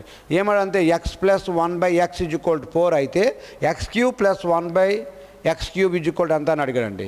సో మనం ఏంటంటే మనకి ఆల్రెడీ దీనికి ఒక మనం దీంట్లో చెప్పాము, m³ minus are plus m3m అనే ఒక కాన్సెప్ట్ని ఆధారంగా ఇలాంటి లెక్కలు ఏవైతే వస్తున్నాయో దాంట్లో సింప్లిఫికేషన్లో చెప్తూ ఉన్నాం. దాంట్లో భాగంగానే అంతే ఎంత ఇచ్చాడండి, x ఎంత ఇచ్చాడు, 4 ఇచ్చాడు. తింటే 4³ ఆల్రెడీ ఇక్కడ ప్లస్ ఇచ్చాడు కాబట్టి ఇక్కడ ఏమవుతుందంటే మైనస్ వేసుకోవాలి. ప్లస్ ఇస్తే మైనస్ వేసుకోవాలి. -3 × m ఎంత అండి, అంతే x ఎంత అండి, 4 కదా, x/4 4 కాబట్టి 3 × 4. ఓకే అండి, 4³ అంతే 64 - 3 × 12 అంతే 3 × 4 అంతే 12. అప్పుడు 64లోన మీకు 12 తీసేయాలి. ఎంత వచ్చిందంటే 2 and 5 52 ఏదైతే ఉందో ఈ 52 అనేది మీకు ఆన్సర్గా చెప్పడం జరుగుతుంది. అర్థమవుతుందండి. ఎంత క్లారిటీగా ఈ రేంజ్లో మీకు ప్రతి అంశాన్ని కూడా దీన్ని కాన్సెప్ట్ని ఆధారంగా చేసుకొని మీకు ప్రతి లెక్కను కూడా చేసుకొని ఇంత స్మార్ట్గా చెప్పుకొని మీకు ముందుకు వెళ్ళడం జరుగుతుంది. ఓకే అండి, ఇది క్వశ్చన్ నెంబర్ 39. అదేవిధంగా క్వశ్చన్ నెంబర్ 40 కూడా మీరు ఒకసారి పరిశీలించండి. క్వశ్చన్ నెంబర్ 40 కూడా HCF అండి. ఇలా చూసి ఆన్సర్ పెట్టే విధంగా దీన్ని తీసుకెళ్తున్నాం. LCM అన్నప్పుడు కూడా చాలా క్లారిటీగా చెప్పాము. ఈ రెండుకి LCM అంటే వెరీ ఫ్యాషన్ ఆఫ్ సెకండ్లో చేయొచ్చు. అదేవిధంగా మనకి ఇక్కడ ఎగ్జామ్ పాయింట్లో HCF అడిగాడు కాబట్టి HCF పాయింట్ మాత్రమే చెప్తున్నాం. చూడండి, HCF ఇచ్చినప్పుడు చిన్న సంఖ్య ఏదైతే ఉందో ఈ చిన్న సంఖ్యకి మీరు కారణాంకాలుగా రాసుకున్నాను. ఎందుకంటే 24తో 48 తెగుతుంది కానీ 36 తెగదు కాబట్టి మీకు HCF అనేది అన్ని అంకెలతో తెగాలి, కొద్దిగా హైయెస్ట్ అయి ఉండాలి. ఫర్ ఎగ్జాంపుల్కి ఈ 12తో 24 భాగించేది 12 భాగిస్తుంది, 6 భాగిస్తుంది, అదేవిధంగా 3 భాగిస్తుంది. ఓకే అండి, చూడండి ఈ సంఖ్య అనేది 12తోనే భాగించబడుతుంది, ఈ సంఖ్య 12తోనే భాగించబడుతుంది, ఇది సంఖ్య 12తో భాగించబడుతుంది, 6తో కూడా భాగించబడుతుంది. కానీ HCF హైయెస్ట్ కామన్ ఫ్యాక్టర్ అడిగాడు కాబట్టి ఏదైతే మీకు ఇది ఉందో 5 హైయెస్ట్ ఉందో ఇది మీకు ఆన్సర్గా పరిగణించడం జరుగుతుంది. ఏదైతే 12 ఏదైతే ఉందో 12 అనేది మీకు HCF దీని యొక్క HCF అవుతుంది. 6 ఎందుకు అవుతుందంటే హైయెస్ట్ కామన్ ఫ్యాక్టర్ అడిగారండి. ఇచ్చినటువంటి ఫ్యాక్టర్లో హైయెస్ట్గా ఉండాలా, హైయెస్ట్ దాన్ని అన్నిటికి తెగతో ఉండాలా. ఒకవేళ 12తో కానీ తెగకపోయిన ఎడల అప్పుడు నువ్వు 6కి వచ్చి 6ని ఆన్సర్గా ఇవ్వాలి. వాళ్ళు 12తో 3 అంకెలు తెగిపోతున్నాయి కాబట్టి ఆన్సర్ ఏమవుతుందంటే 12 అవుతుంది. అంతే. దీన్ని ఇలా చూసే ఆన్సర్ పెట్టే విధంగా LCM HCF అనే మన కాన్సెప్ట్ని మన యాప్లో పెట్టడం జరిగిందండి. ఓకే అండి, ఇది క్వశ్చన్ నెంబర్ 40. అదేవిధంగా క్వశ్చన్ నెంబర్ 41 కూడా మీరు ఒకసారి పరిశీలించండి. క్వశ్చన్ నెంబర్ 41 కూడా మీరు ఒకసారి పరిశీలించండి. ఈ కింది వాటిలో ఏది 3చే భాగించబడుతుంది? బాజనీయత నియమాల్లో ప్రతి అంశం కూడా చాలా క్లారిటీగా మీకు వివరించాము. ఓకే అండి, 3చే భాగించబడాలంటే రూల్ ఏంటి? వాటి యొక్క మొత్తం ఏదైతే ఉందో 3 చేత భాగించబడాలి. ఫర్ ఎగ్జాంపుల్ చూడండి, 6 3 9 అయిపోయింది కాబట్టి ఇది 3తో అయిపోయింది. ఇక్కడ 7 ఉంది, 7 అనేది 3తో భాగించబడుతుంది కాబట్టి ఇదేమో దీని ఆన్సర్ అవుదండి. అదేవిధంగా మీరు చూడండి, దీన్ని భాగించినట్లయితే మీరు 10 15 దీని యొక్క విలువ 15 3తోనే భాగించబడుతుంది. అంతే ఇది ఆన్సర్ అయ్యే ఛాన్స్ ఉంది. ఇది కూడా చూడండి 3 11 అంటే 11 అనేది 3తోనే భాగించబడదు. అదేవిధంగా ఇది కూడా చూడండి 8 1 9 అయిపోయింది కూడా 7 మిగిలింది కాబట్టి 7 కూడా 3తోనే భాగించబడదు. ఆన్సర్ ఏమంటే 852 ఏదైతే ఉందో ఇది మీకు 3 చేత భాగించబడుతుంది. ఈ బాధ్యత నియమాలు ఏవైతే ఉన్నాయో ప్రతి అంశం కూడా మన యాప్లో చాలా క్లారిటీగా మీకు పెట్టడం జరిగింది. ఎక్కడి వరకు అంటే 7తో భాగించే సంఖ్య అంతా, 11తో భాగించేది ఏది, 13తో భాగించేది ఏది, 101తో భాగించేది ఏది, 10110 దీంతో భాగించబడే అంకెలు ఏవి, ఇలాంటివన్నీ కూడా మన బాధ్యత సూత్రాల్లో మన యాప్లో చాలా క్లారిటీగా ప్రతి అంశం కూడా క్రోడీకరించారు. కానీ మనకు అడిగింది మాత్రం వెరీ సింపుల్గా అడిగాడు కాబట్టి 3తో అడిగాడు, చాలా సంతోషం. సో మీకు ఏ విధంగా వాడు అడిగినా మీకు ఫ్యాషన్ ఆఫ్ సెకండ్స్లో చేసే విధంగా మన యాప్లో ఎన్ని క్లాసులు ఉన్నాయి మీరు ఒకసారి పరిశీలించవచ్చు.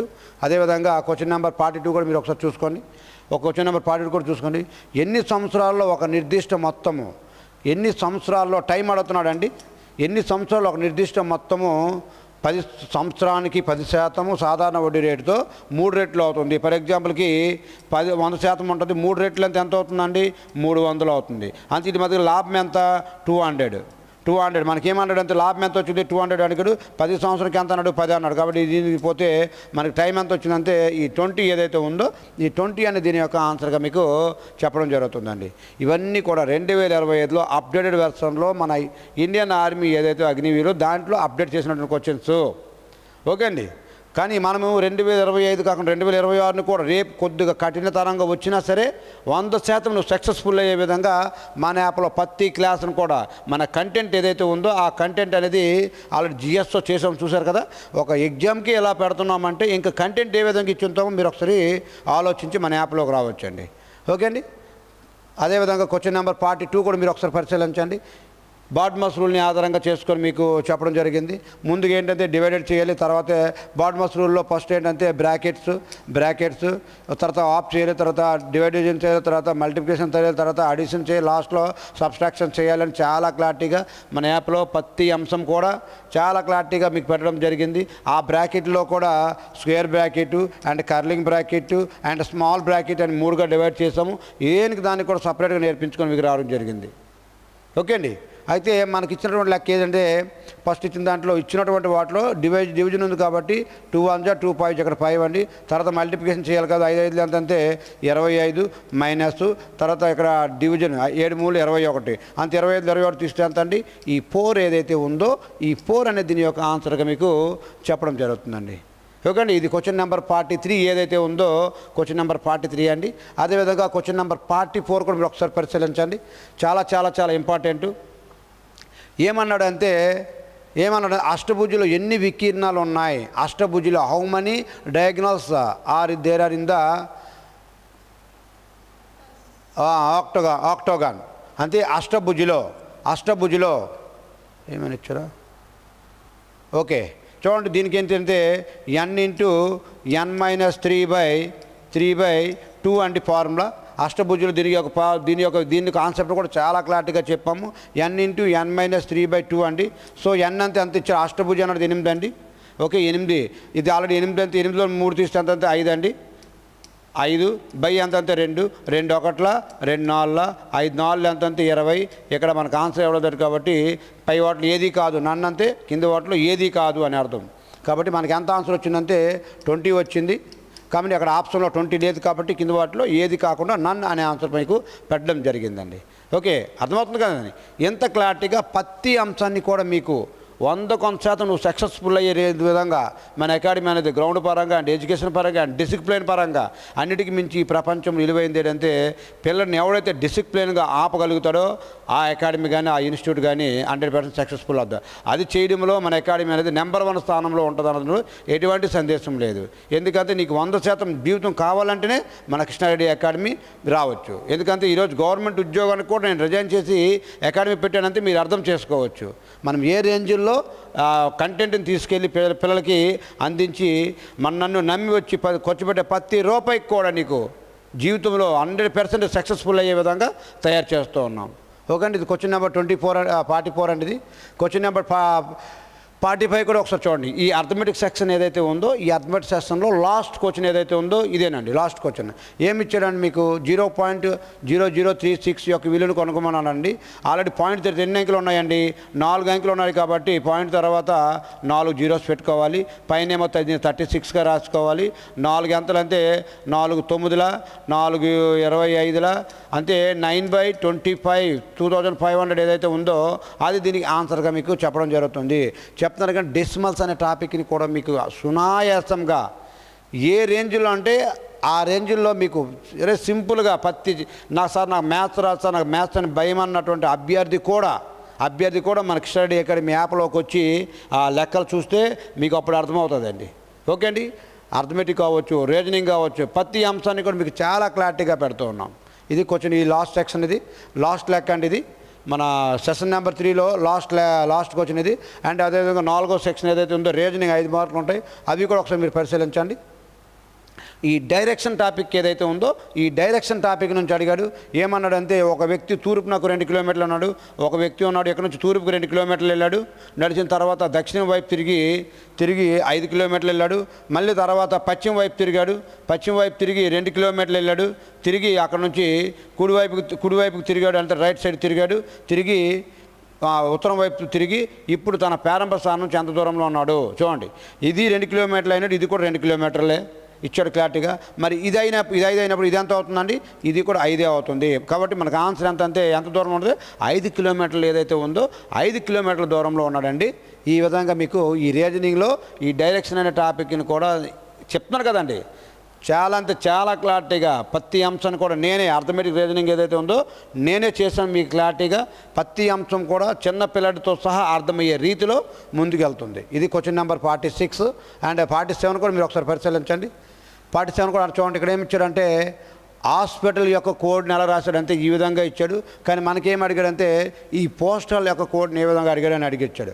ఇవన్నీ కూడా 2025లో వివిధ షిఫ్ట్లు వచ్చినటువంటి క్వశ్చన్లు అండి టోటల్గా. సో ఇక్కడ మీరు ఒకసారి పరిశీలించినట్లయితే హాస్పిటల్కి హెచ్కేమో 8 అన్నాడు, కానీ మనకు కావాల్సింది పోస్టల్ కావాలా. పి అంతే మనకి ఎంత ఉందండి, 1 2 3 4 ఉంది. పి అంతే ఇక్కడ కూడా చూసుకోండి, 1 2 3 4. పి అంతే ఎంత ఉంది, 7 ఉంది. అదేవిధంగా ఓ అంతే 2వ అక్షరం అండి, ఇక్కడ 6 ఉంది. అదేవిధంగా మీకు ఎస్ ఉందండి, ఎస్ అంది 3వ అక్షరము, దీంట్లో కూడా 3వ అక్షరం 5 అండి. అదేవిధంగా టీ ఎన్నో అక్షరం అండి, ఇది వెనక నుంచి 3వ అక్షరము, వెనక నుంచి 3వ అక్షరం ఎంత 4 అండి, 4వ అక్షరము. అదేవిధంగా ఇంకేం అడిగానంటే పోస్టల్ ఏ అంతే మీకు ఆప్షన్లో చూసుకోండి. ఇక్కడ వరకు వచ్చిన తర్వాత 7 6 5 4 ఇంకేమైనా ఉన్నాయో ఏమీ లేవు. కాబట్టి ఇదే మీకు ఆన్సర్గా పరిగణించడం జరుగుతుంది. ఇంకేంటి అడిగి లాస్ట్ ఎల్ అన్నాడు, లాస్ట్లో ఎల్ 8 ఉంది, అంటే మీకు లాస్ట్ టైంకి ఎంత రావాలి, 8 ఏదైతే ఉందో 8 రావాలి. దాని ముందు ఏముంది, ఏ ఉంది ఎంత అన్నాడు, 1 అన్నాడు. కాబట్టి ఇది దీని యొక్క దాని ఆన్సర్ 765418 ఏదైతే ఉందో ఇది దీని యొక్క ఆన్సర్గా మీకు పరిగణించడం జరుగుతుంది. అర్థమవుతుంది కానీ ఎంత క్లారిటీగా అంటే ప్రతి అంశం కూడా మీకు చాలా క్లారిటీగా నేర్పించుకోవడం వెళ్ళడం జరుగుతుంది. ఓకే, అదేవిధంగా చూడండి క్వశ్చన్ నెంబర్ 48 చూడండి. మీకు అన్నిటికంటే మన అకాడమీలో గొప్ప వరం ఏంటంటే అటు గ్రౌండ్ పరంగా 100 మార్కులు వస్తాయి, అండ్ ఎగ్జామ్స్ అండ్ నీకు ఒక analysis paper exam and analysis ఏదైతే ఉందో అది మనకి బయాలజీకి సార్ వస్తున్నారు, ఫిజిక్స్ సార్ వస్తున్నారు, కెమిస్ట్రీకి సార్ వస్తున్నారు, ఓకే అండి, హిస్టరీకి సార్ వస్తున్నారు, జాగ్రఫీ, జీకే అండ్ కరెంట్ అఫైర్స్కి టాప్ మోస్ట్ ఫ్యాకల్టీస్ తీసుకొచ్చి చెప్పేస్తూ ఉన్నా. టాప్ మోస్ట్ అండ్ ఈ ఎగ్జామ్ పరంగా వచ్చినప్పుడు ప్రతి పేపర్ని ఎగ్జామ్ పెట్టి 100% డే బై డే ఎగ్జామ్ పెట్టుకుంటూ నీకు అనాలిసిస్ మాత్రం నేను ఇంత క్లారిటీగా చేసుకుని ముందుకు వెళ్తూ ఉన్నాం. ఓకే అండి. అదేవిధంగా చూడండి ఈ క్వశ్చన్ నెంబర్ 48 ఏదైతే ఉందో ఇదేమన్నాడంటే సీక్వెన్స్ కనిపిస్తుంది. 1 square, 2 square, 3 square, 4 square, 5 square, 6 square, 7 square కనిపిస్తుంది. నెక్స్ట్ ఏమో వస్తుందండి 80 స్క్వేర్. 80 స్క్వేర్ ఎంత అండి 64 ఏదైతే ఉందో ఆ 80 స్క్వేర్ అనేది మీకు 64గా ఈ క్వశ్చన్ నెంబర్ 48 ఏదైతే ఉందో దీనికి మీకు దీని యొక్క ఆన్సర్గా పరిగణించడం జరుగుతుంది. ఓకే అండి. అదేవిధంగా క్వశ్చన్ నెంబర్ 49 కూడా మీరు ఒకసారి పరిశీలించండి. చాలా జాగ్రత్తగా అడిగాడండి. 2025లో పేపర్ చాలామంది కూడా ఇంక ఇప్పుడు ఎగ్జామ్ కూడా పేపర్ కూడా రెడీ అయ్యారు, అంత ఎగ్జామ్ అయ్యారు, అందరూ కూడా ఈవెంట్స్ అన్నీ అయిపోయి జాబ్కి రెడీ అయ్యారు చాలామంది. చూడండి దాంట్లో మన అకాడమీ నుండి ఎంతమందిని అయితే తీసుకున్నాం అంతమంది జాబ్లో ఉన్నారు.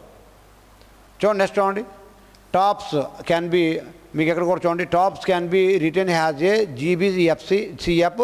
అదేమైతే టాప్స్ని ఎలా రాశారంటే GBCFగా రాసినట్లయితే స్పాట్ని ఏ విధంగా రాశారని అడగండి. ఇక్కడ కరెక్ట్గా అబ్జర్వ్ చేయండి. ఈ TOP టాప్స్ ఏదైతే ఉంది దీన్ని జీబీకి రాశాడు, కానీ ఇదే టాప్కి స్పాట్కి రాశాడు. అని తిరిగి SPOTగా తిరిగి రాశాడు. కాబట్టి మనకు వచ్చినటువంటి ఆన్సర్ ఏమంటే FCBG. అంతే ఈ అక్షరాన్ని వాడు తిరగేసి రాసినప్పుడు ఈ అక్షరాన్ని కూడా మనం తిరగేసి రాస్తే ఇదే దాని ఆన్సర్గా వస్తుంది. FC